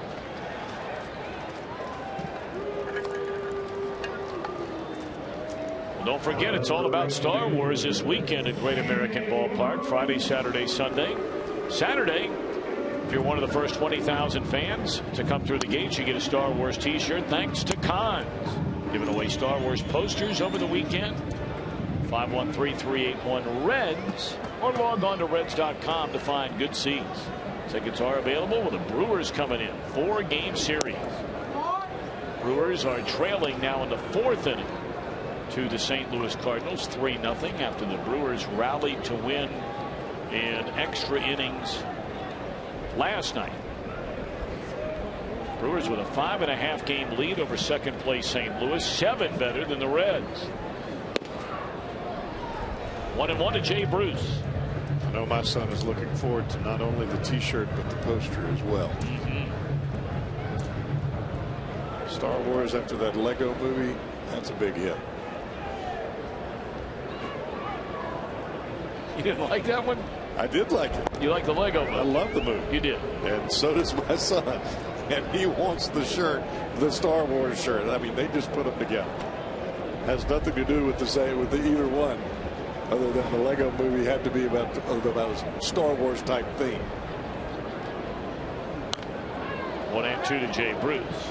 Now, are you a Lego guy? I mean, can you sit around there with your son for hours at a time? I always marvel at those people that have with a that kind of patience and ability. You have no choice. No, you do have choices. Well, but I mean, the Lego thing is one where, some people are amazing the things they put together. Yes, and he can follow the booklet. Now, I don't know if Daddy can do that real well, but he can. Bruce gone on strikes. 2 are out in the inning. That is the 4th strikeout for Samardzija.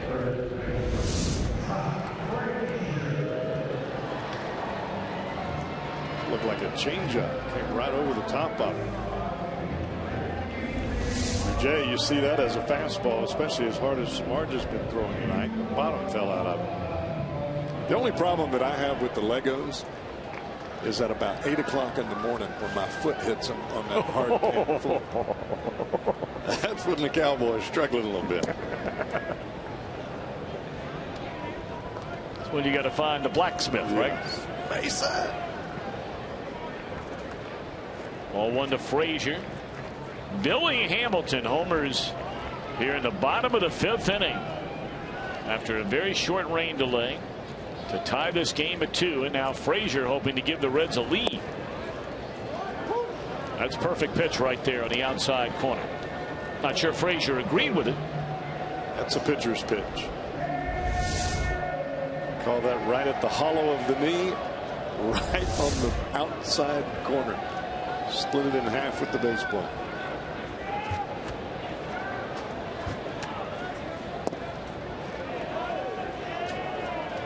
And now Samardzija's turn to wonder where it missed.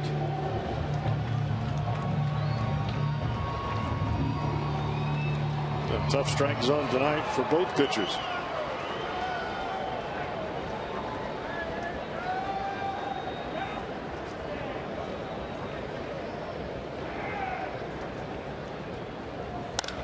In the air, right field. That'll back up Kalish, but short of the track, he'll make the play, and that'll end the inning. But Billy Hamilton, for the first time in his career, plays long ball, and what a time to do it, even in this game at 2 apiece.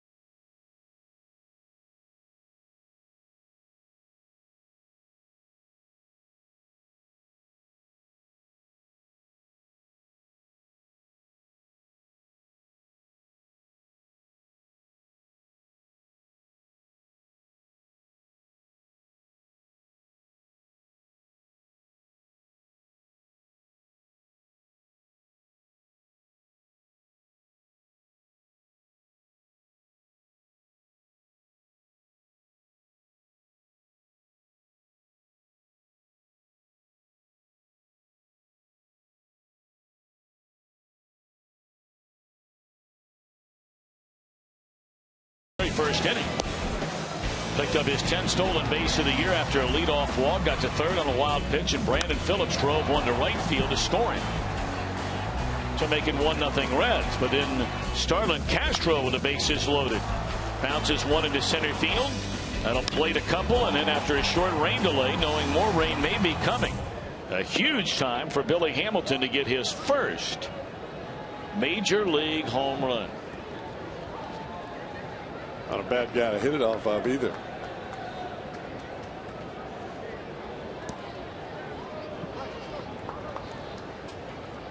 That's only the second home run Samardzich's given up in a long time.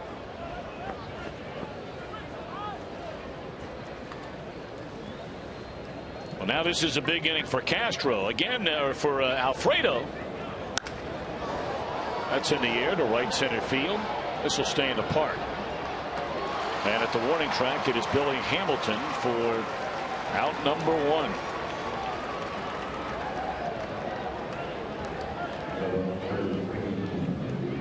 1. Struck in downstairs along the Reds' first base side dugout with our man Jim Day. Hey guys, back in the second inning when Wellington Castillo was hit by a pitch, not sure many noticed, but that ball came back and struck Brian Pena right in his glove hand, hit him right on the wrist. He was actually in a great deal of pain at the time. I talked to him in that brief rain delay. He says it's a constant pain, and every time he catches the ball, it is a sharp pain. So he's going on adrenaline right now, but it's something we're going to have to follow tomorrow. All right, that is certainly something worth watching, knowing that the Reds twice have had their number 1 catcher, Devin Mesoraco, on the disabled list. Pena's done an outstanding job when having the chance to play. Tucker Barnhart's already up here. You don't have a whole lot of chance back there. I mean, that's one of the reasons you have all of that gear on. But your wrists, your elbows, and your arms and your shoulders, they're not covered.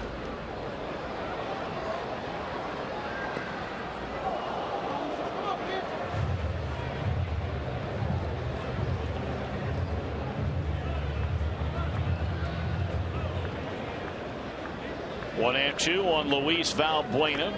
Alfredo rocks, kicks, and turns it loose, and it's served into left field. That'll be a base hit. That ball skips off that left turf and played nicely by Ludwig.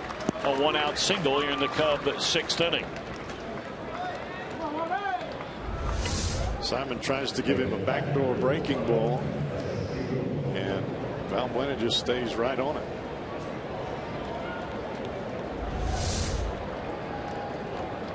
Castillo, hit by a pitch, is also struck out.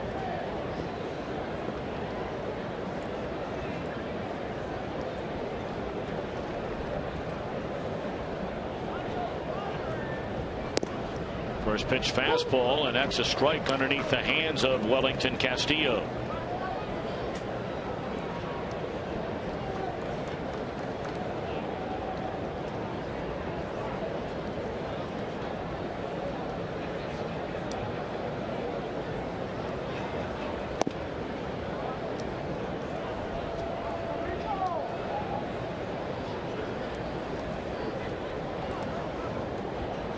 Rain delay, Simon has not lost a whole lot on the fastball. He's still throwing the ball hard.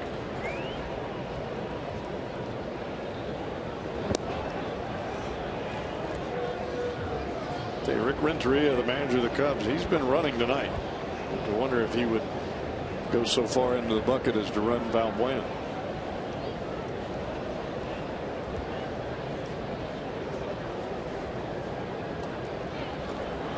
Nice block on that pitch in the dirt by Pena. Well, it certainly takes a very, very patient man in this situation that the Cubs are going through. I mean, Lord knows how long it's going to take to get this ship straightened out as far as getting back to winning baseball. And, you know, despite a lot of the jokes that are made about the Cubs, they have really had a pretty good decade-and-a-half run out. Been to multiple trips to the playoffs.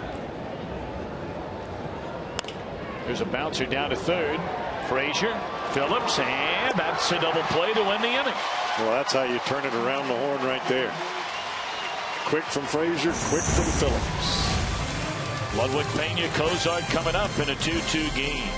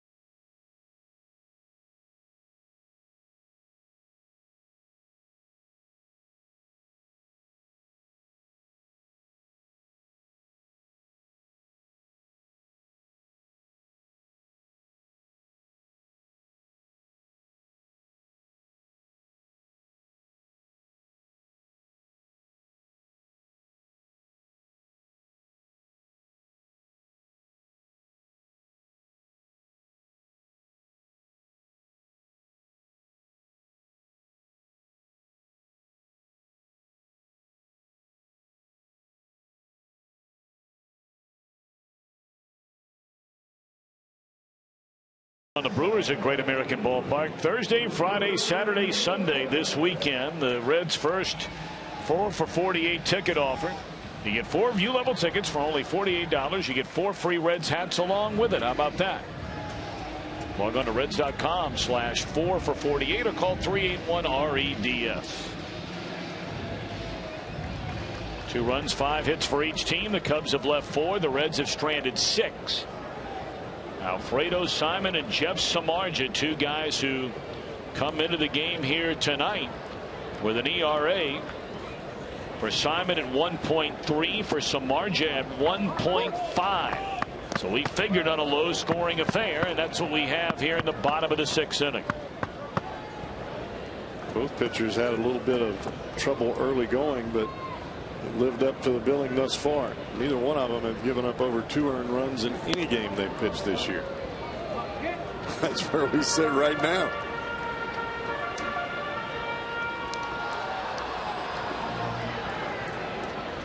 Ludwig has struck out, and a bouncer back up through the middle was thrown out on a really nice play by the Cubs second baseman Darwin Barney. 2-1 to Ryan Ludwig. The Reds have action in their bullpen. Logan Ondrusek begins to crank it up.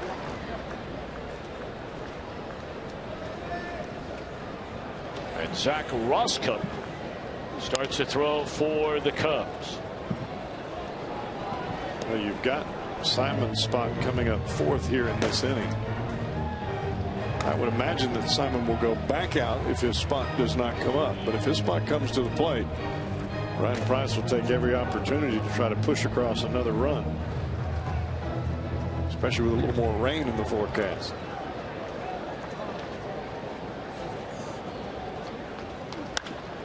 There's a fly ball in the short right field, easy for Kalish, and Ludwig retired for the 3rd time.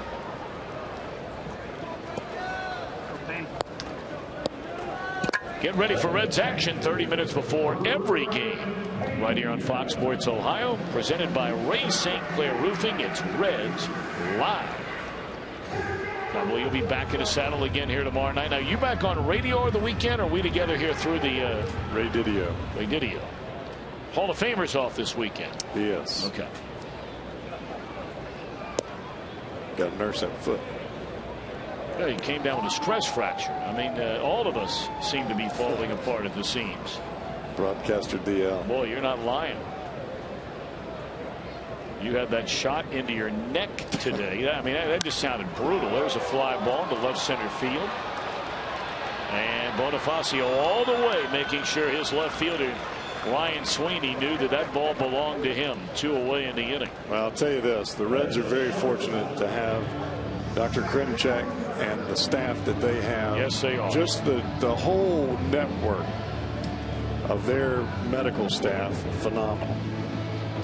And not only is Tim Krimchek a great doctor and a great surgeon, we know all those things, he is a good man. I mean, I've known Tim since, I guess, since he was, when he first came to the Reds. I mean, that was when I was still playing here. He took really good care of me then. Shoulder was about to fall apart. That one into right center field, a sinking liner, and it will skip all the way to the wall. Cozart's going to end up at 3rd base, and he will be 90 feet away from the go-ahead run. This is why you get Ondrusek up, just in case something happens with 2 outs, and you've got to have a pinch hitter ready for Simon.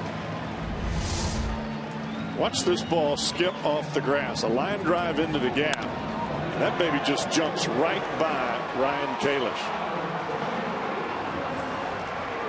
And to give you an idea of how important manager Brian Price believes this run could turn out to be, what with pending rain, he's bringing his best bat off the bench right now, and that is Chris Heisey. Was very curious over the weekend when Heisey did not bat in that 0-0 game with a left-hander on the mound rather than Bernardina, but of course that's Water under the bridge now. See the numbers for Heisey as a pinch hitter. 2 outs in the inning in a 2-2 game. Strike one. And Heisey has been in this situation so many times. Whether he comes through in this situation or not, he has been awfully clutch off the Reds bench, especially against the hard throwers late in the game. That's why Samardzija started in with a breaking ball rather than coming with a gas. Now the 0-1. Off speed again. Heisey 3 for 7 in his career against Jeff Samardzija. So once again, Alfredo Simon delivers the goods. 2 runs in 6 innings. Not allowed more than 2 in any start of his 5 this year. Can the Reds get him a win? And there's a base hit by Heisey. Just as the rain starts to fall, Heisey rips it into left field. How about that? Heisey and Mother Nature making noise at the same time. And the Reds have a 3-2 lead here in the bottom of the 6th inning. You could almost see Heisey sitting on that breaking ball after the first 2. You're thinking, if you're Chris Heisey, all right, he's got to come back with a strike here. And he does, and he pelted it through the left side.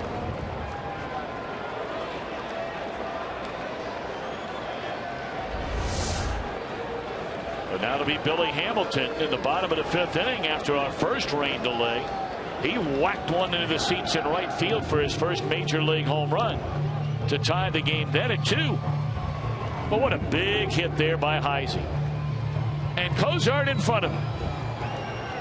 First time this year that Samardzija has given up more than 2 earned runs.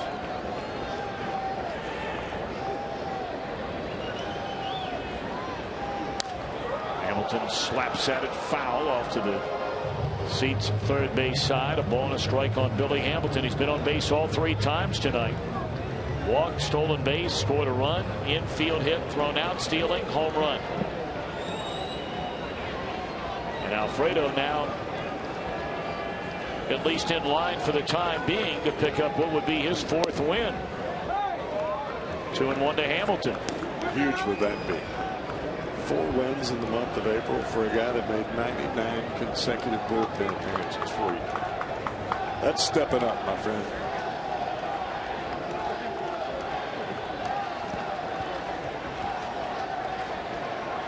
Two and one to Billy Hamilton. There goes Heisey. And it's slapped to the third baseman. Barehanded play. Hamilton beat it out, and on to third goes Heisey. Boy, this guy's speed is just incredible. That is a routine roller with a drawn-in third baseman. Forced to barehand the ball, and he still beats it out. Goes back to what you and I were talking about earlier. Hit the top half of the ball. He hits this one straight down into a very soft area in front of home plate. If you're Valbuena, you've got to make sure that you get a decent grip on the ball. If you airmail this down the right field line, it's another run. Because Heisey never stopped. Boy, and Jeff Samardzija is not happy a little bit. He is being taken out of this game with 2 outs in the inning. He saw Renteria coming out and could not believe it. He actually turned his back and just handed the ball to the manager looking down at the ground. This will be our Skyline Chili call to the bullpen. We'll tell you about the new left-hander when we return. Reds lead by a run.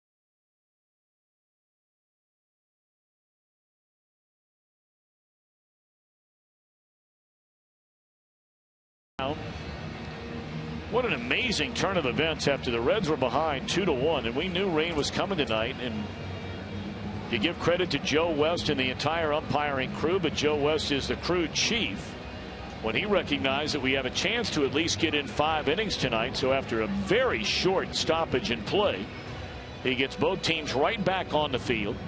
Billy Hamilton homers in the bottom of the 5th inning to tie the game. Then the Reds get a triple with 2 outs in the 6th inning by Cozart. Brian Price says right now might be my chance to win this game. Uses Chris Heisey. And Heisey makes him look like a genius by banging in the go-ahead run on a single to left field. Well, it appeared Brian was thinking along the same lines as what happened in this inning before the inning ever started offensively for the Reds. He had Andrusik up in the bullpen, hoping that he would have an opportunity to bring somebody to the plate with a chance to put the Reds up. And boy, Heisey does it again.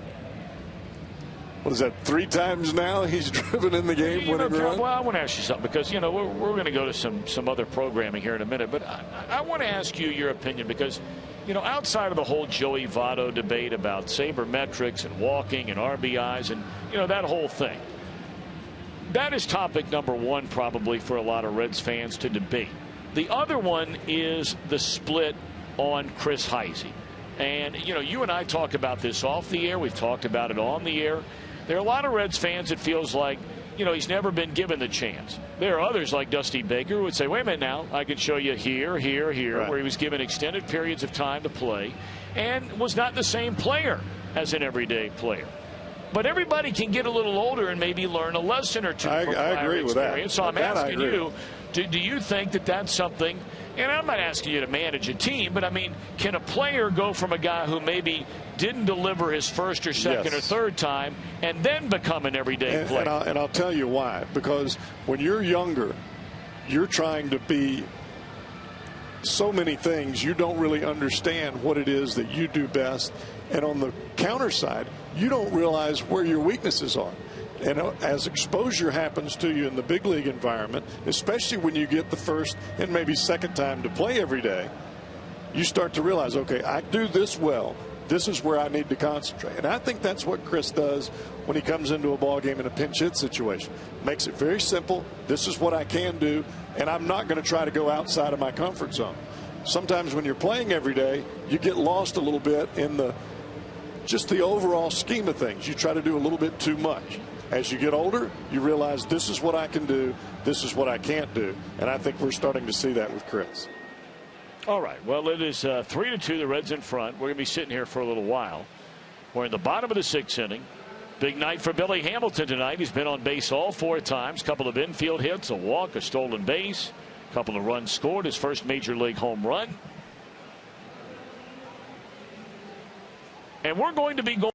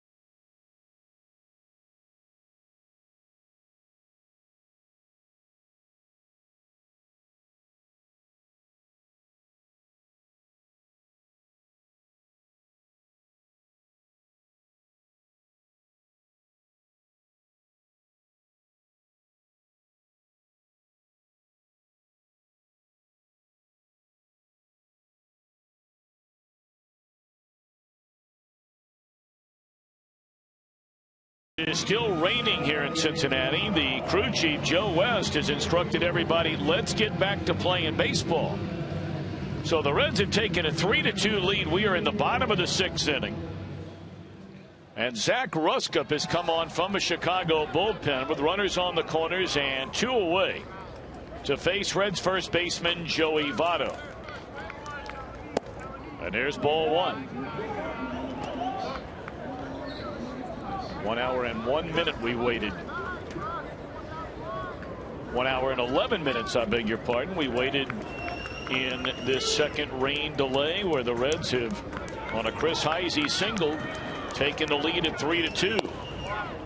And it's 2-0 on Votto, who's already walked 3 times in the game tonight. Ruskup got his first taste of big league action after starting last year in Double-A. When they played the Yankees, they had terrible weather there. They had to play a day-night doubleheader. Votto chases that fastball on a 2-0 pitch, and it's 2 balls and 1 strike to Joey Votto. They said it was so cold when they played that day-night doubleheader after being rained out the night before in New York in mid-April.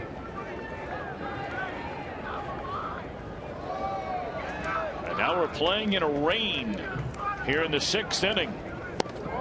2-2 to Votto. Couple of pretty good fastballs right there. Yeah, he is just rearing back and letting it fly. First 2 he pulled off the plate. The last 2 have been right there. This ballpark is virtually empty. Here we are, almost 11 o'clock at night, a crowd of almost 18,000, and there can't be 1,800 here right now.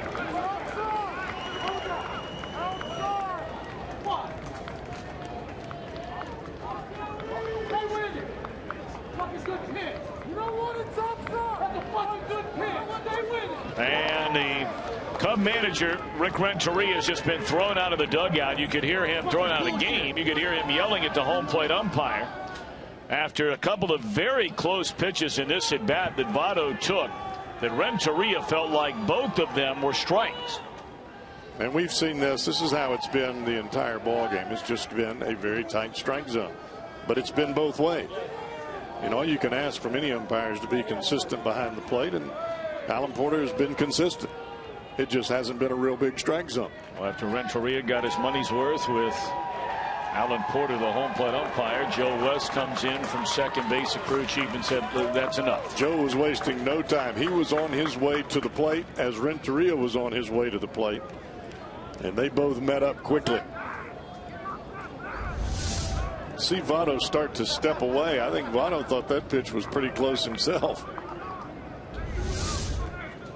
3-2 now to Votto. Runners on the corners. And did he go around? They appeal. Yes, he did. And that's all for Votto and the Reds in the 6th. But they take the lead on a triple by Cozart, a tie-breaking single by Heisey.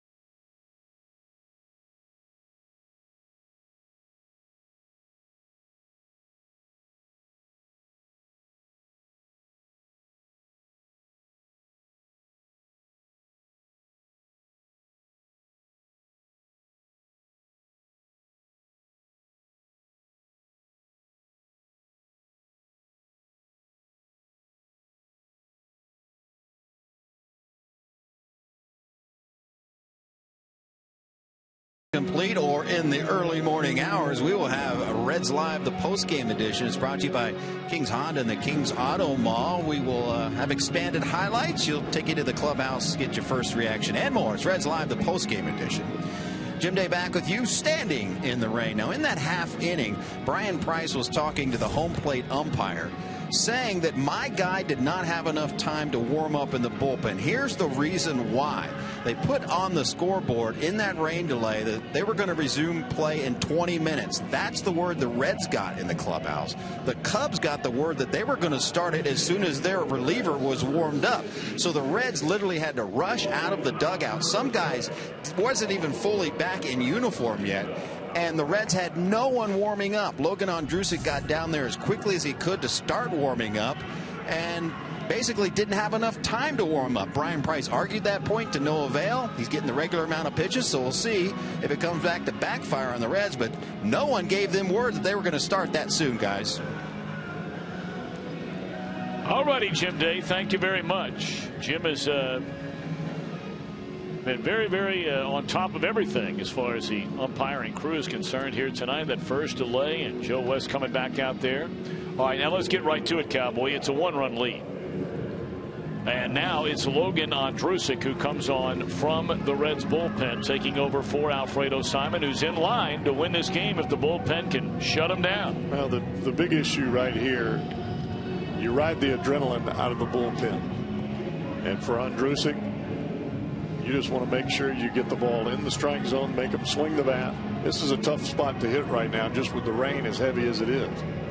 Well, they're putting the finishing touches on the chalk lines down the right field line. They're going to have to do the same thing down the left field line where the rain has washed it away. That's going to be a very difficult call, nearly an impossible call should that come into play. That could get awfully interesting because there's no line there. They took care of the right field line, and there's no doubt in between the next half inning they will go do the left field line.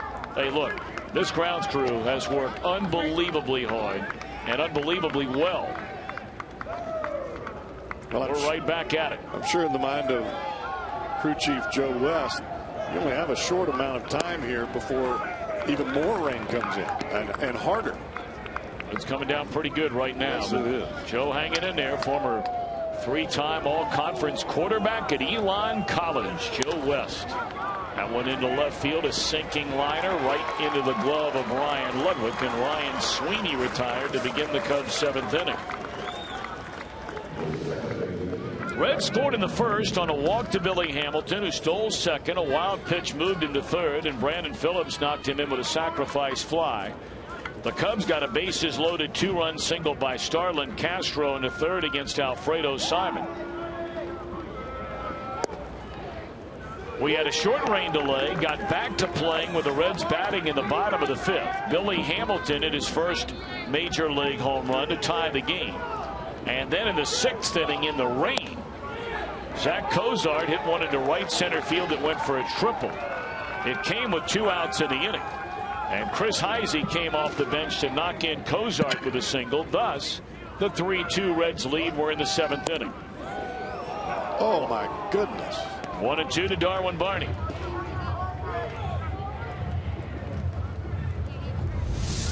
Now, if this doesn't get the plate, what does?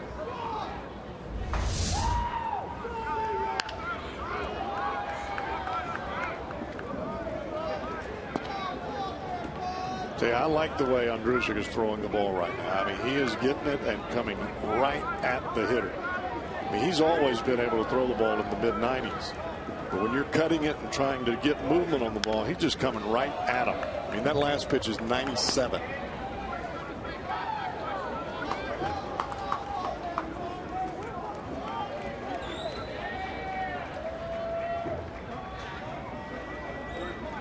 I think he's loose. 1-2 to Barney. Came with another fastball, and once more it swung on and fouled out of play. Well, look, all those guys down there in the bullpen, they're paying close attention to what Aroldis Chapman is doing as well. And if it looks like there's a possibility that Chapman is back within a week, maybe a little bit more, as we reported earlier on, when he comes back, somebody has to go. And it may not be, the young guy on the totem pole, because Nick Christiani, as an example, has thrown the ball very, very well down there. Now, he could be the guy, but that one's pulled well out of place. Sounded like he broke his bat. That's because he did. But somebody's going to have to be sent out of town when Chapman is activated, and Andrusik has struggled. We know that J.J. Hoover has struggled, so they would like to throw the ball well when they're given the chance every time, but especially here over the next week or so. And when you're on the big league staff, you get a feeling for where you sit as far as the totem pole. But I like the way Andrusik's throwing the ball right now. I'll take that.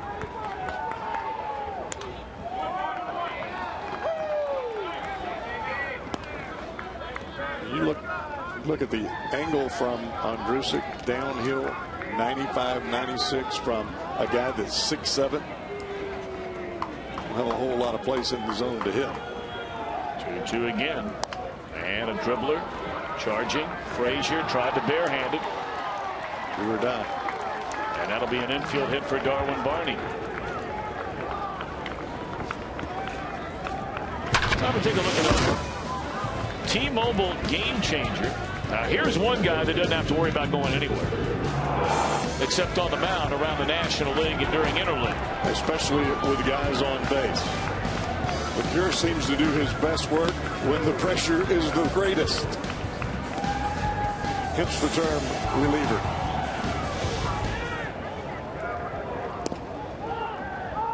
So now Mike Old, who came on as part of a double switch when Roscoe entered the game in relief of Samardzija, bats for the first time. This is only a 1-run Reds lead, and we're in the 7th inning. This guy's got a little power, too. Broken bat, roller, foul. Second bat that Andrusik is sawed off here in this inning. He got Barney, and now he gets Old.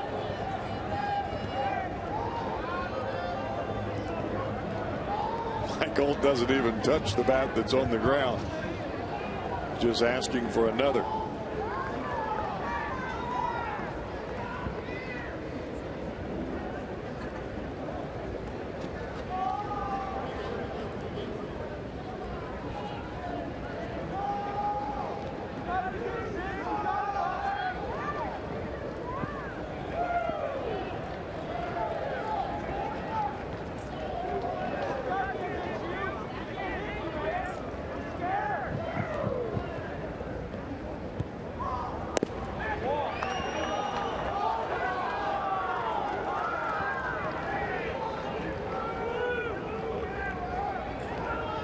Cubs running earlier in this situation with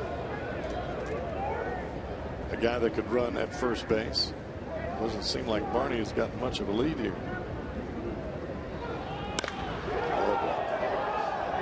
That one hit a country mile, but a country mile foul. Golly dang, was that ball tattooed. He's got some power now. Middle end fastball, and the big fella was turning on it. That ball was in off the plate, and still he got the bat head to it.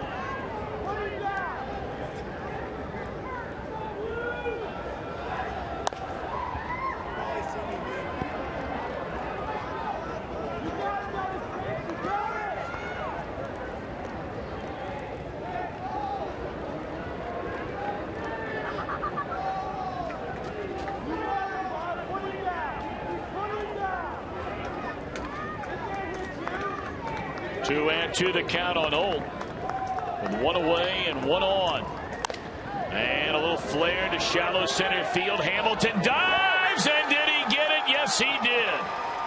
What a play by Billy Hamilton in short center field. What a night for Billy Hamilton.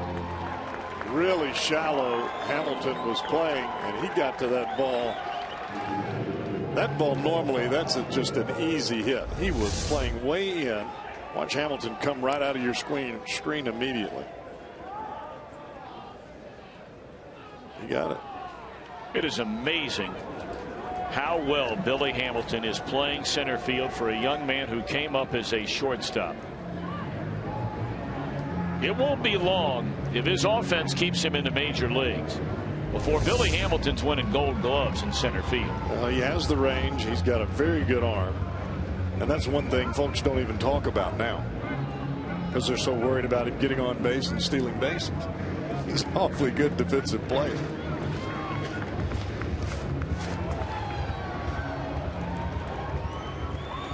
So 2 are out in the inning, and now back to the top of the order we go, and Emilio Bonifacio.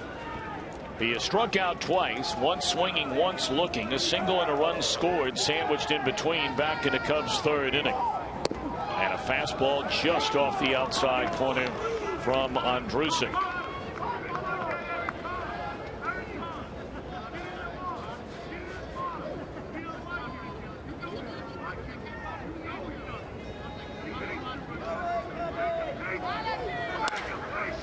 And that one will trickle into right field, a base hit. Barney will slam on the brakes at second base. Barney almost fell rounding second. He was tiptoeing around the bag. Imagine that footing is a little treacherous out there. Where this ball is. Just get the bat head to it and just happen to find a hole. A 45 hopper through the right side. So Bonifacio, a pair of hits and 4 at bats, and now the Cubs have a tying run out at second base. They haven't hit the ball hard against Andrusik, but the bottom line is they have 2 hits. And Kalish swings early in the count. Done that every time up tonight. Kalish with 2 hits in the game. And the first pitch is under the knees, ball 1.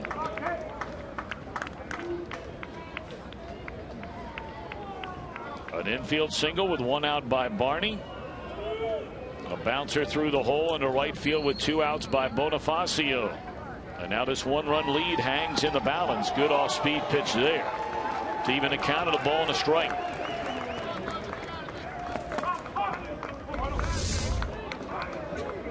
Split-fingered fastball. That one had a little juice to it at the end. Rain continues to fall. Cubs batting in the 7th. 2-1.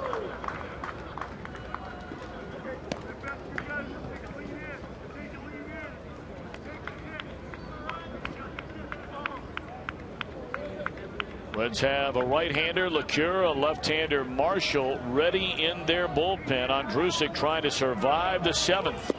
And now all of a sudden can't find the strike zone. It's 3-1. If he doesn't get Kalish here, I would imagine we'll see Marshall against Rizzo.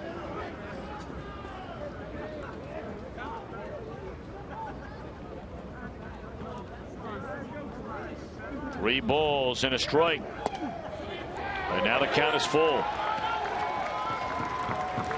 I'm amazed at the number of players this year we have seen take 3-1 fastballs right down the middle of the plate.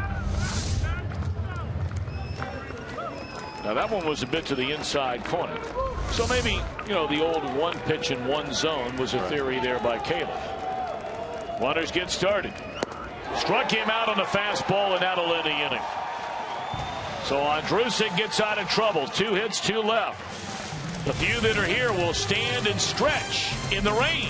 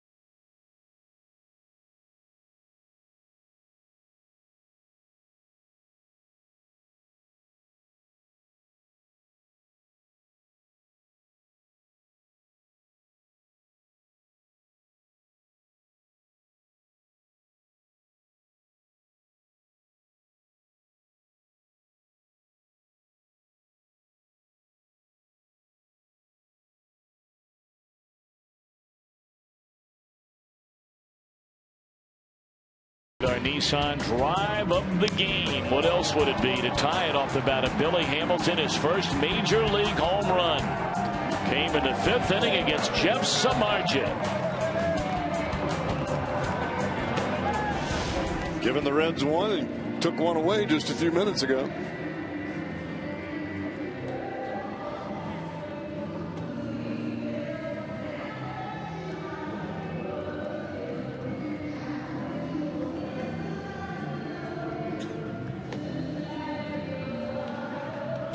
I would imagine that coffee pot down in the Reds clubhouse has been going full bore here tonight. Full metal jacket. Well, while we have a moment, let's take a look at our AT&T fan photo of the game, and you can continue to tweet yours using hashtag #OhioFanPhoto. Good looking couple there. Natalie, thank you very much.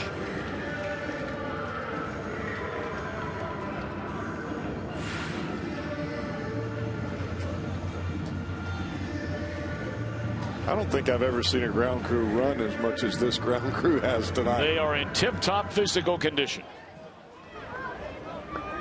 When you're lifting up that tarp, that baby gets right heavy. After a lot of rain.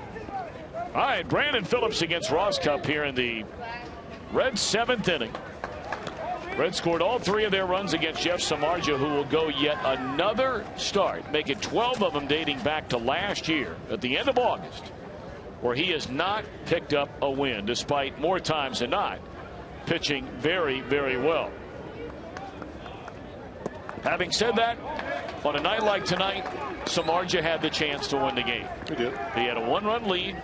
Didn't have much of a chance, but he had a chance. He had a chance. He had a 1-run lead in the bottom of the 5th inning and allowed the home run to Billy Hamilton and then the go-ahead run in the 6th inning.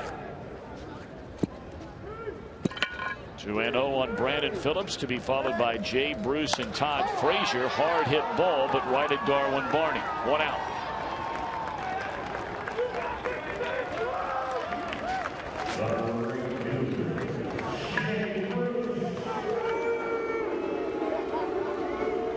Jay Bruce, 1 of 3, is lined to left, single to center, and struck out.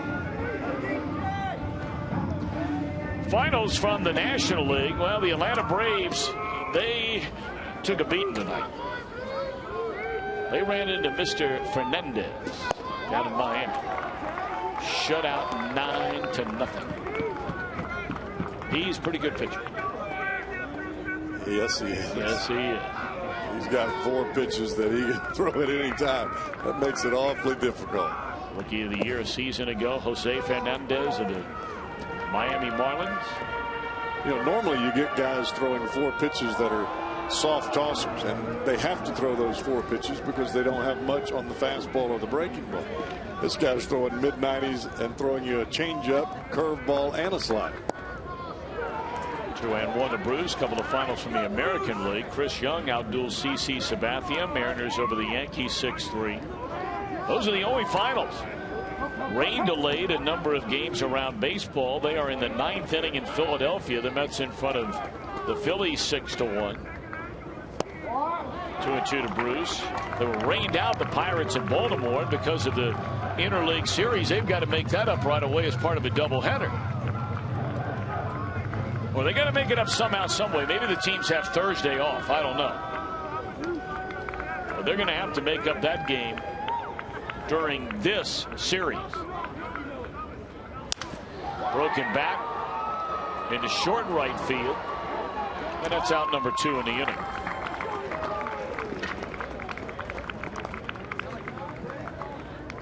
We invite you to come on down to the Holy Grail this Friday night before the Reds and the Brewers. You can answer our Reds trivia questions, win great prizes, and be featured on Reds Live. That's Friday at 6 at the Holy Grail on the Banks. Of course, the game most Reds fans are taking a peek at would be Milwaukee and St. Louis. St. Louis scored late to tie the game, and so they are 4-4 with the Cardinals batting. And now the bottom of the 9th just completed, so a second straight game. The Brewers and Cardinals will play extra innings. They won 12 last night. They begin the 10th tonight. was a triple by Alan Craig, scored Carpenter all the way from first base. 1-0 to Frazier, and now 2-0.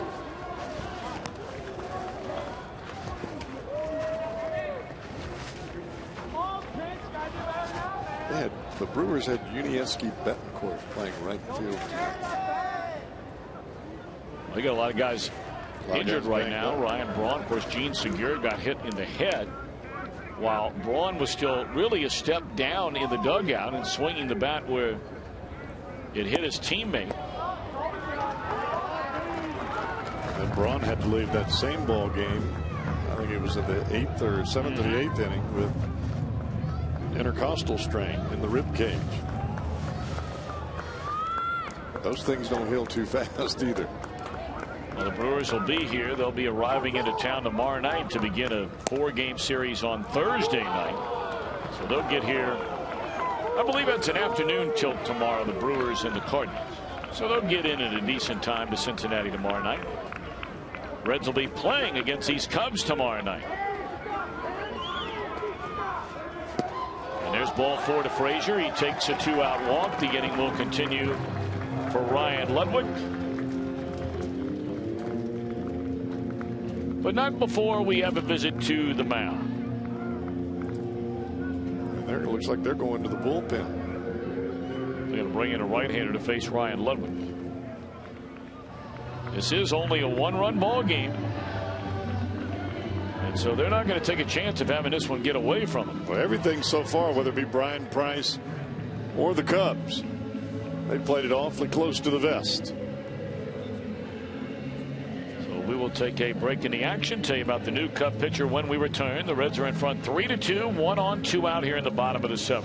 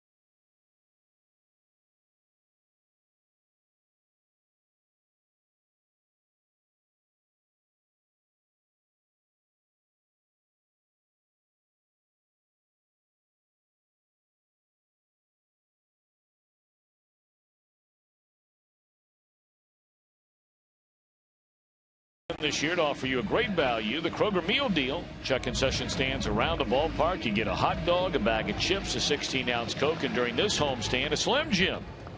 All for $9. Make sure you get your Kroger meal deal during your next trip to Great American Ballpark. Justin Grimm on from the Cubs bullpen, throwing the ball very well. Team leading 13th appearance. Facing Ryan Ludwig with Todd Frazier at first and 2 outs.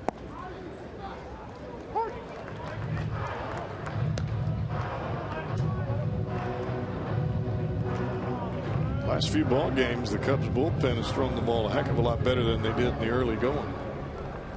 They're on a 4-game scoreless streak coming into tonight.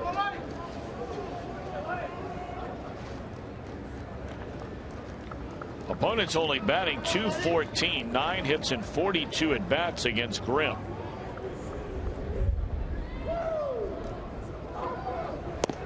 And that's good old country hardball right there, the high heat. This guy's averaging almost 11 strikeouts per 9 innings. You're you're right about this. This is just rear back and see if you can hit it. That's right down Broadway. I mean, right in the heart of the plate.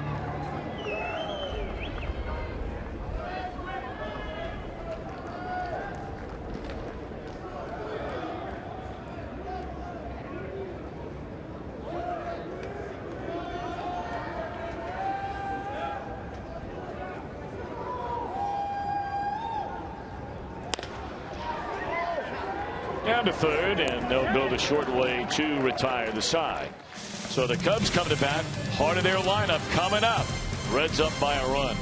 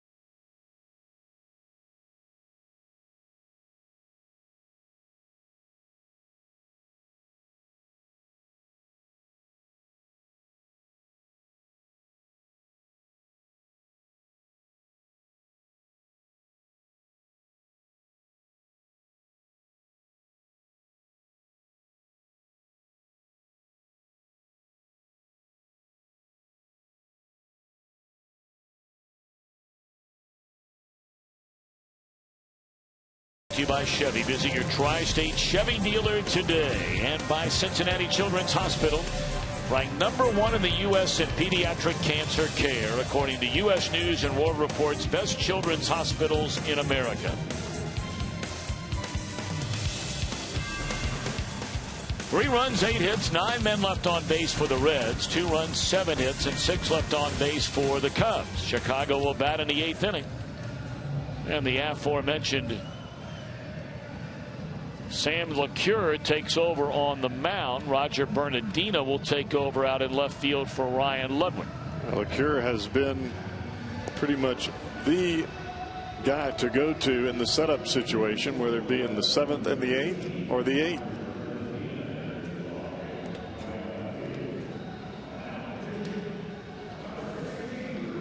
Tell you, LeCure doesn't throw the ball 95 miles an hour, but he has pitchability. He's able to throw not only the curveball but the changeup for a strike, and he's able to pinpoint the fastball. He can just flat pitch.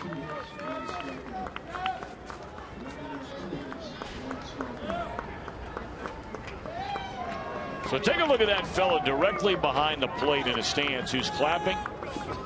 He has a Sam LeCure jersey on, and take a look at him. Got the beard, got the long hair like Sam. He's here to see his guy. That's a little crooked. Yeah, it is. He'll be all right. Rizzo, Castro, and then Valbuena. It's a big inning here for LeCure and the Reds.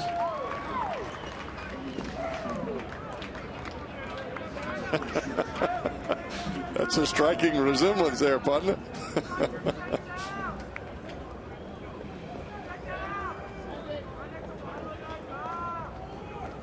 1-1 to Rizzo. And I had made a mistake saying about Valbuena. He was taken out as part of a double switch. So the pitcher spot is due up third here in the inning. That would be Grimm, and they'll obviously hit for him.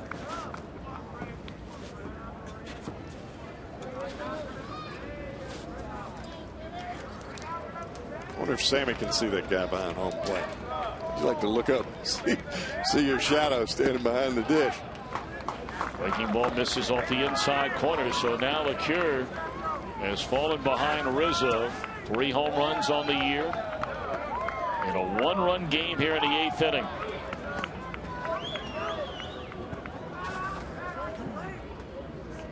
He's giving him the count, 5-3. It's a 5-3 count here, Papa. We'll see what the count is now. See what we get here. He's checking out his phone. Somebody's telling him that he's being put on television. You can mark it now.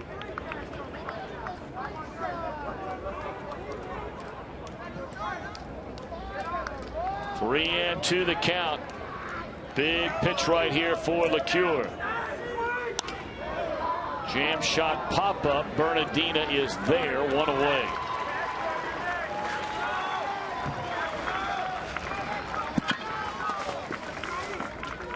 Well, has a unique way of finding you as soon as you take the field. It really is amazing. So that was Heisey when he came in a game the other day in Atlanta. Ratting out. Ratting out. Castro knocked in the only Cub runs with a bases loaded single. That was back in the 3rd inning. The only 2 runs surrendered by starter Alfredo Simon, and another outstanding effort.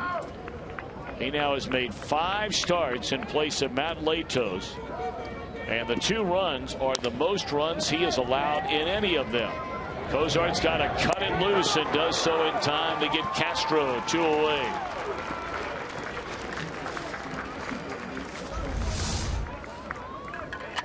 Castro likes to swing early, gets a breaking ball, tops it to the shortstop. Cozart's got a cannon.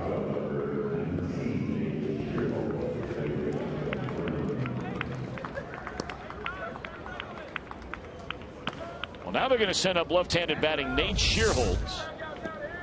He will bat for Grimm.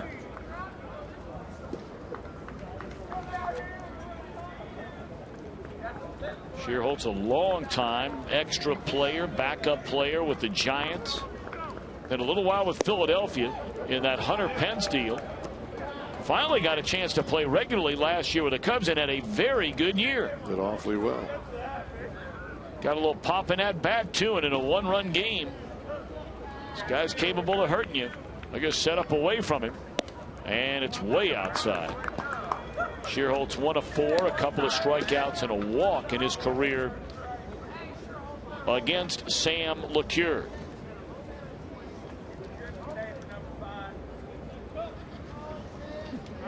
Shearholtz hit 21 home runs, drove in 68 at 32 doubles. And that was in a little more than 130 games last year. Good 2-0 pitch. Real good. Shearholtz looking dead red and didn't get it. Like LeCure threw him a changeup that started on the inside corner and the ball went straight down. You can see the hand grip there. Spin of the ball. Looks like a fastball until you swing at it and it bounces on top of the plate.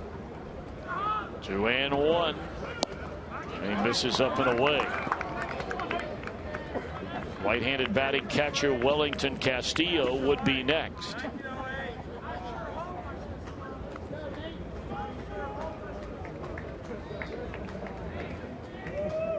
Reds with a 3-2 lead, 2 outs, nobody on in the Chicago 8th inning.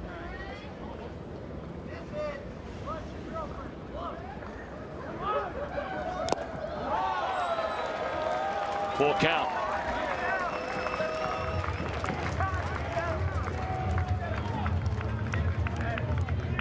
First fastball that Shearholtz gets is right on the outside corner and running away from it.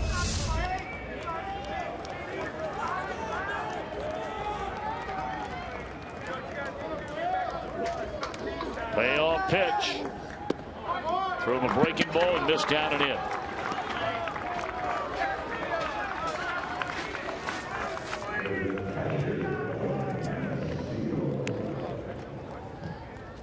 So now the tying run at first, the potential go-ahead run strolls to the plate. And Castillo shares a team lead in home runs with 4. And you can bet your bottom dollar he's thinking about it right now. Early in the count, you look for a pitch middle in that you can hit out of the ballpark.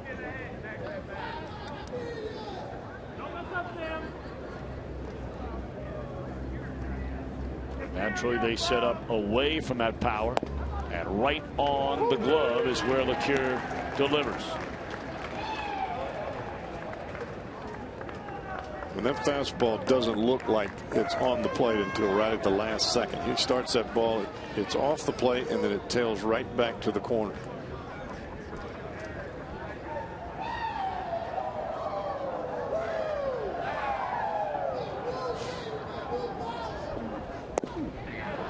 Came out there again and found it.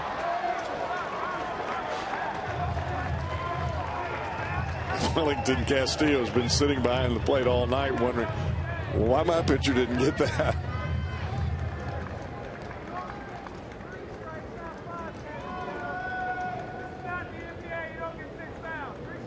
Something to be said about hitting the mitt.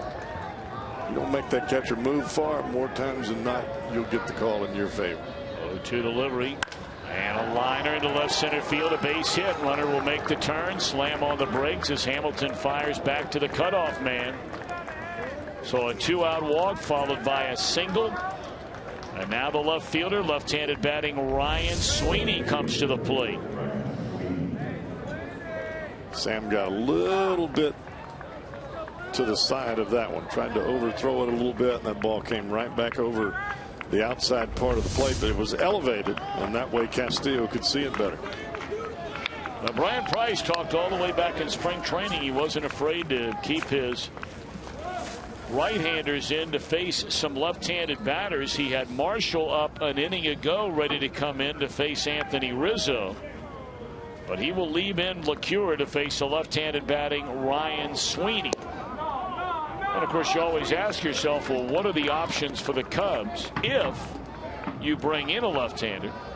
The only right-handed batter they have left on their bench is Junior Lake.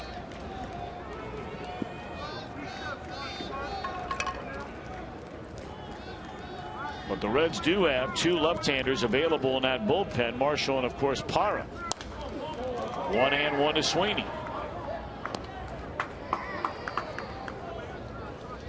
I think if you're Brian Price, you're set on LeCure in the 8th inning, especially at this part of the order. If you had Rizzo coming up, he's the one guy in that lineup from a left-handed side. You're saying, all right, I'm not going to let this guy beat me. And that's where he had Marshall up. In this situation, you take your guy against theirs.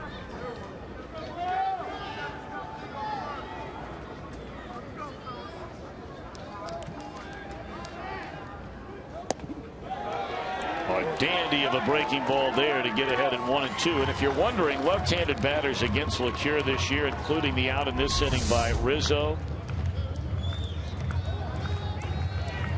Left-handed batters are 1 for 14 against Sam LeCure.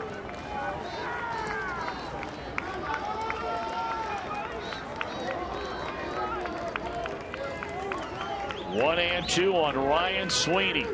Strike 3 called, inning over. Money pitch. Yes, sir. That guy's fired up about that guy.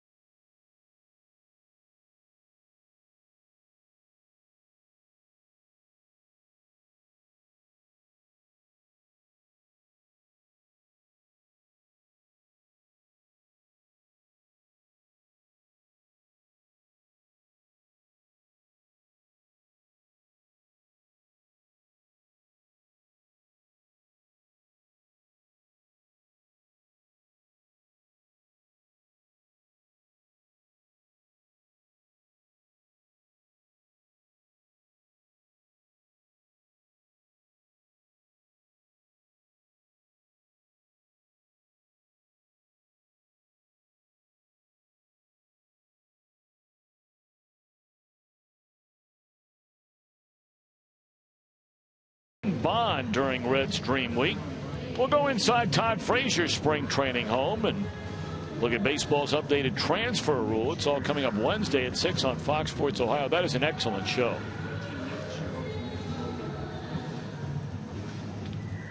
We've got a couple of changes for the Cubbies on defense. 3 total. Kalish goes from right to left. Taking over in right field. Just hit a moment ago is Nate Shearholtz, and now taking over on the mound is Pedro Strop. The young man is going to be given a chance to close some games for them here pretty soon. Yeah, if there is a designated closer, it would be this guy. When you're not winning too many ball games, a one-run game sometimes feels like a save. Just trying to hold the fort at the moment. Jonathan Broxton up cranking it in the Reds bullpen. He may have a chance to nail this one down. Ryan Pena will lead things off against Strop. Grimm faces one batter and gets an out.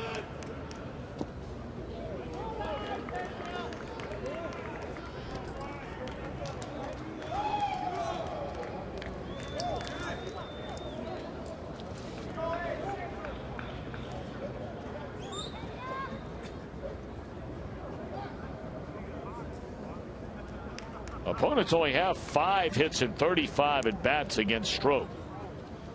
That one down to left field line, and that is a foul ball. Well, he's got a very live fastball with good movement. The key for Strop is being able to get a breaking ball somewhere near the strike zone every once in a while.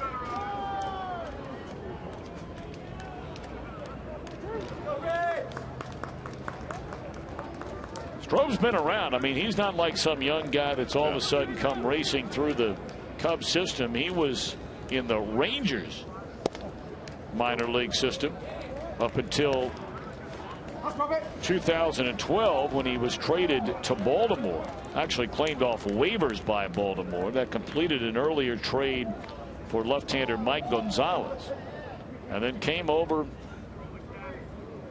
to the Cubs from the Orioles with Jake Arrieta, who was scheduled to come off the disabled list tomorrow, but that was when we were going to play a 3-game series. Right. So more than likely he will not be the guy tomorrow. It'll be Edwin Jackson. Especially after Jackson, the way he pitched against the Reds in Chicago. That was the lone win for the Cubs in that series. 2-2 on Pena, leading off the Reds' bottom of the 8th inning. Pulled foul. They're now in the 11th inning in St. Louis after playing 12 last night. I'm sure the Reds wouldn't be all that upset if the Cardinals and Brewers played about 17 tonight. Extend that bullpen a little bit. And then they got to play a day game tomorrow before the Brewers come to Cincinnati. And make no mistake, the Reds are cheering for those Cardinals tonight. 2-2 the count on Pena. Pretty good at bat right there. Second hit in 4 trips tonight for Pena. Looked like a high changeup from Pedro Strop. Up and out of the strike zone.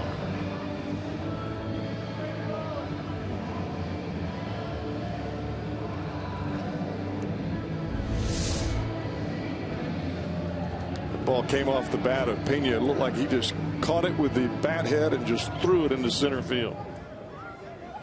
Now the Cubs believe that Zach Kozart might be asked to bunt here with the leadoff man aboard.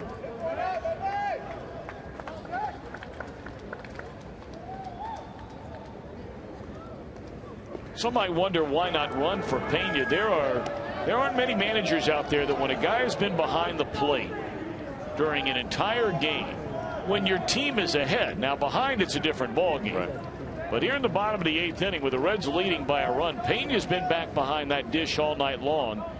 Many managers are reluctant to take that catcher out of the game before you begin the 9th inning. He's not going anywhere. And a lot of it is because that catcher has seen every swing from the opposition. Sure. In a one-run game, one swing matters.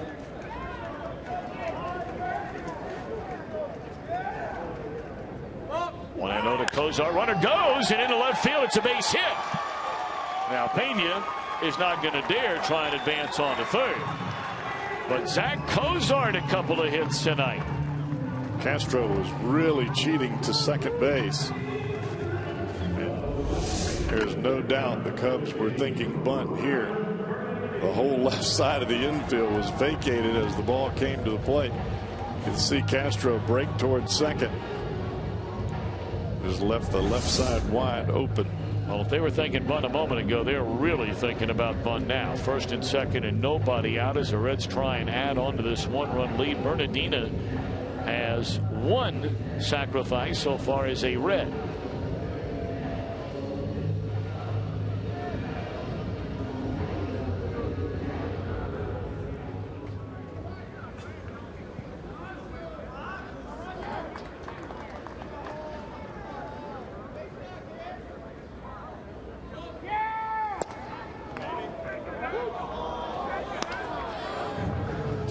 We may have played on and off all night long, but the manager's seat in that Reds dugout has been, the switch has been on from the beginning.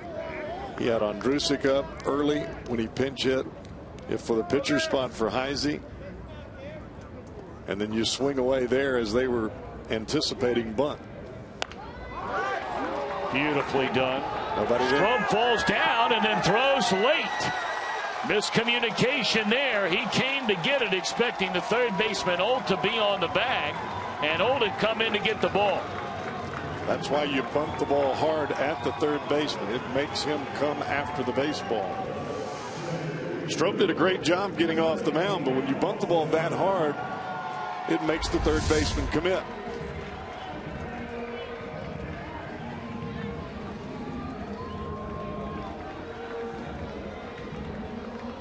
Nice play by Barney down there to prevent that ball from going into right field.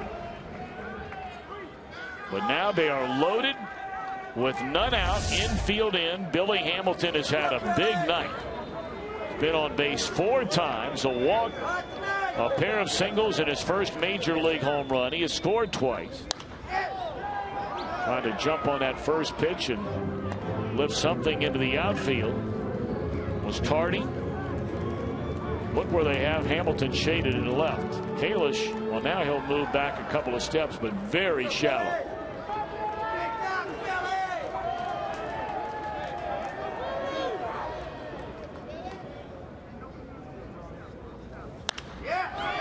Right at the shortstop, Castro, and they'll cut down the lead runner for the first out of the inning.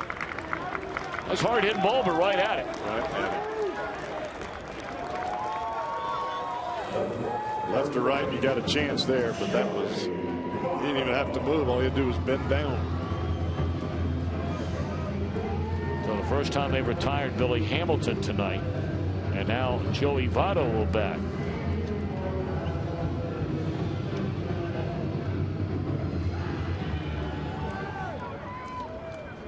Let's go, Joey!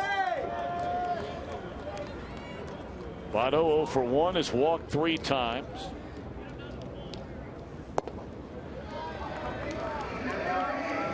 Votto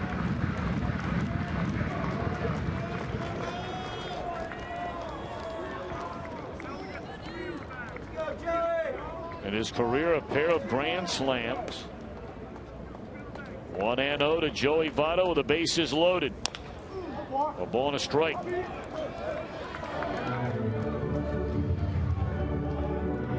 Votto has 1 at bat this year. With the bases loaded, he had a sacrifice fly.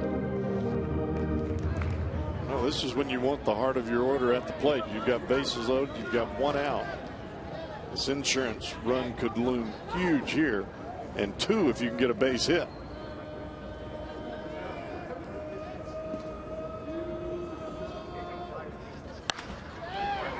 Double play ball here, and that's the way the Reds will end the inning.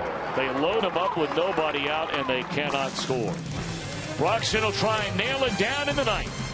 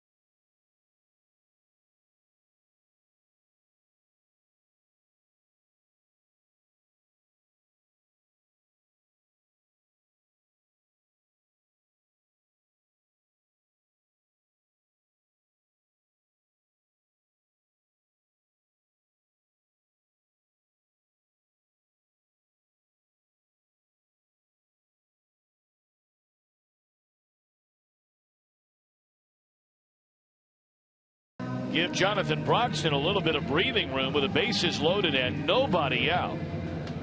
And they do not score. So now Broxton will take the ball, trying to pick up his 5th save and as many chances with a 1-run lead.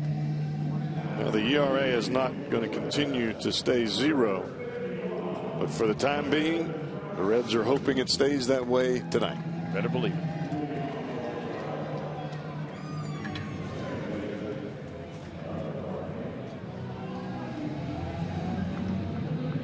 Well, it'll start with Darwin Barney, and then we'll have Olt, who is batting in that number 9 spot, and then back to the top of the order in Emilio Bonifacio. Reds have Bernardina, Hamilton, and Bruce left, center, and right. Frazier, Cozart, Phillips, Votto third to first. And the battery of Broxton and Pena.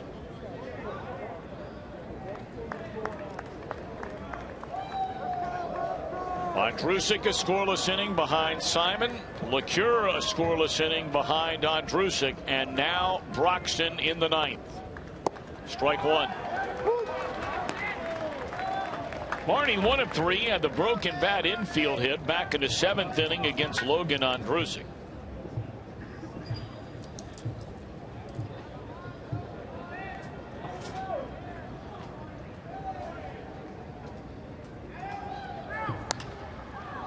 They just ran a fastball in on his hands, and all Barney could do was foul it off to the first base side. 0-2.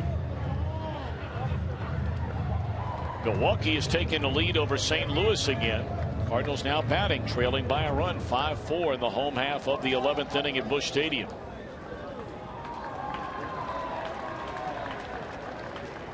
Going to go up with a fastball here.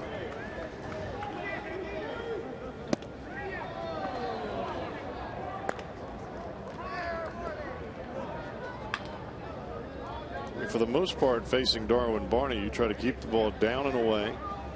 Breaking balls away. You just stay away from the ball that's middle in early in the count. 1-2 on Barney. In the air, right center, and Bruce is there for out number 1.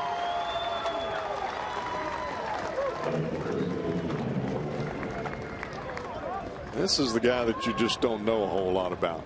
Early in his career, from the big league standpoint, we've seen a little bit of his power. Still trying to get comfortable.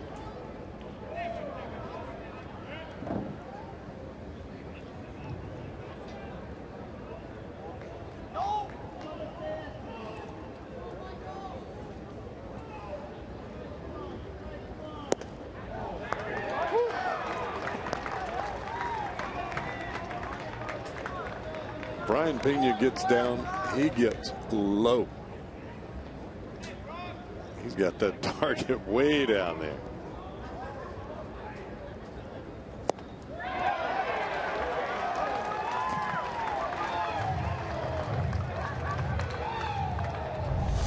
Pena wants that breaking ball down and away, and Jonathan Broxton obliges.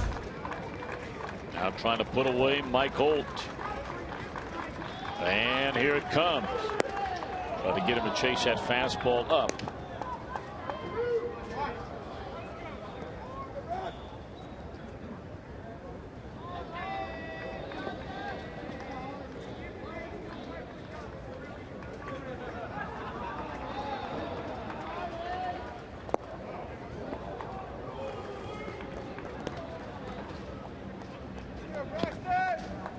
For the most part, when Broxton is in the ball game, he's going to make you beat him the other way.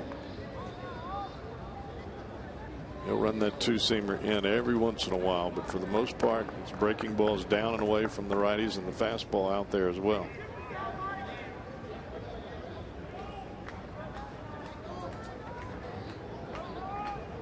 Two-two pitch. It looked like he went around. He did, and now the Cubs are down to their final out. A little over aggressive for the youngster.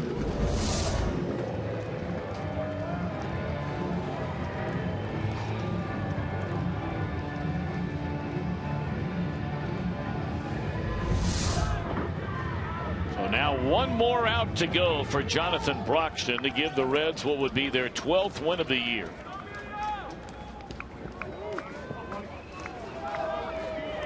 Emilio Bonifacio stands in his way. Bonifacio without a home run this year. He does have 2 hits tonight. A pair of singles and has scored a run. Just trying to slap the ball. There are a lot of holes in the infield right now. You've got Frazier in, guarding against a bunt. You've got Votto almost standing on the first baseline, trying to prevent that double. Bonifacio just trying to slap the ball in the shortstop hole, figuring that his speed will allow him to beat it out. Tardy on that fastball.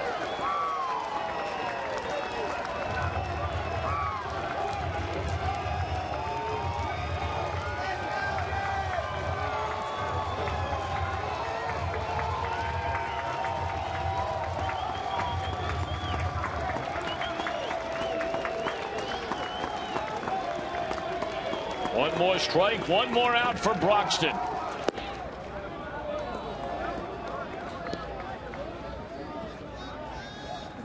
Pena was standing as high as Alan Porter, the home plate umpire.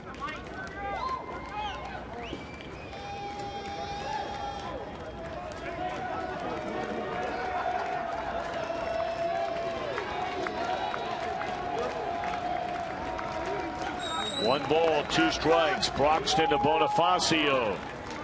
And here it is. Bouncer to Cozart. Good throw, and it's over. It's over. Reds win 3-2.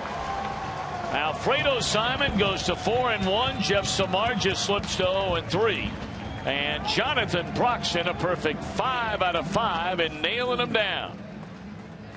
4 wins in April for Alfredo Simon. How about that? Perfect inning for Broxton with a strikeout. And we'll be back with more from Great American Ballpark. Reds win 3-2 our final.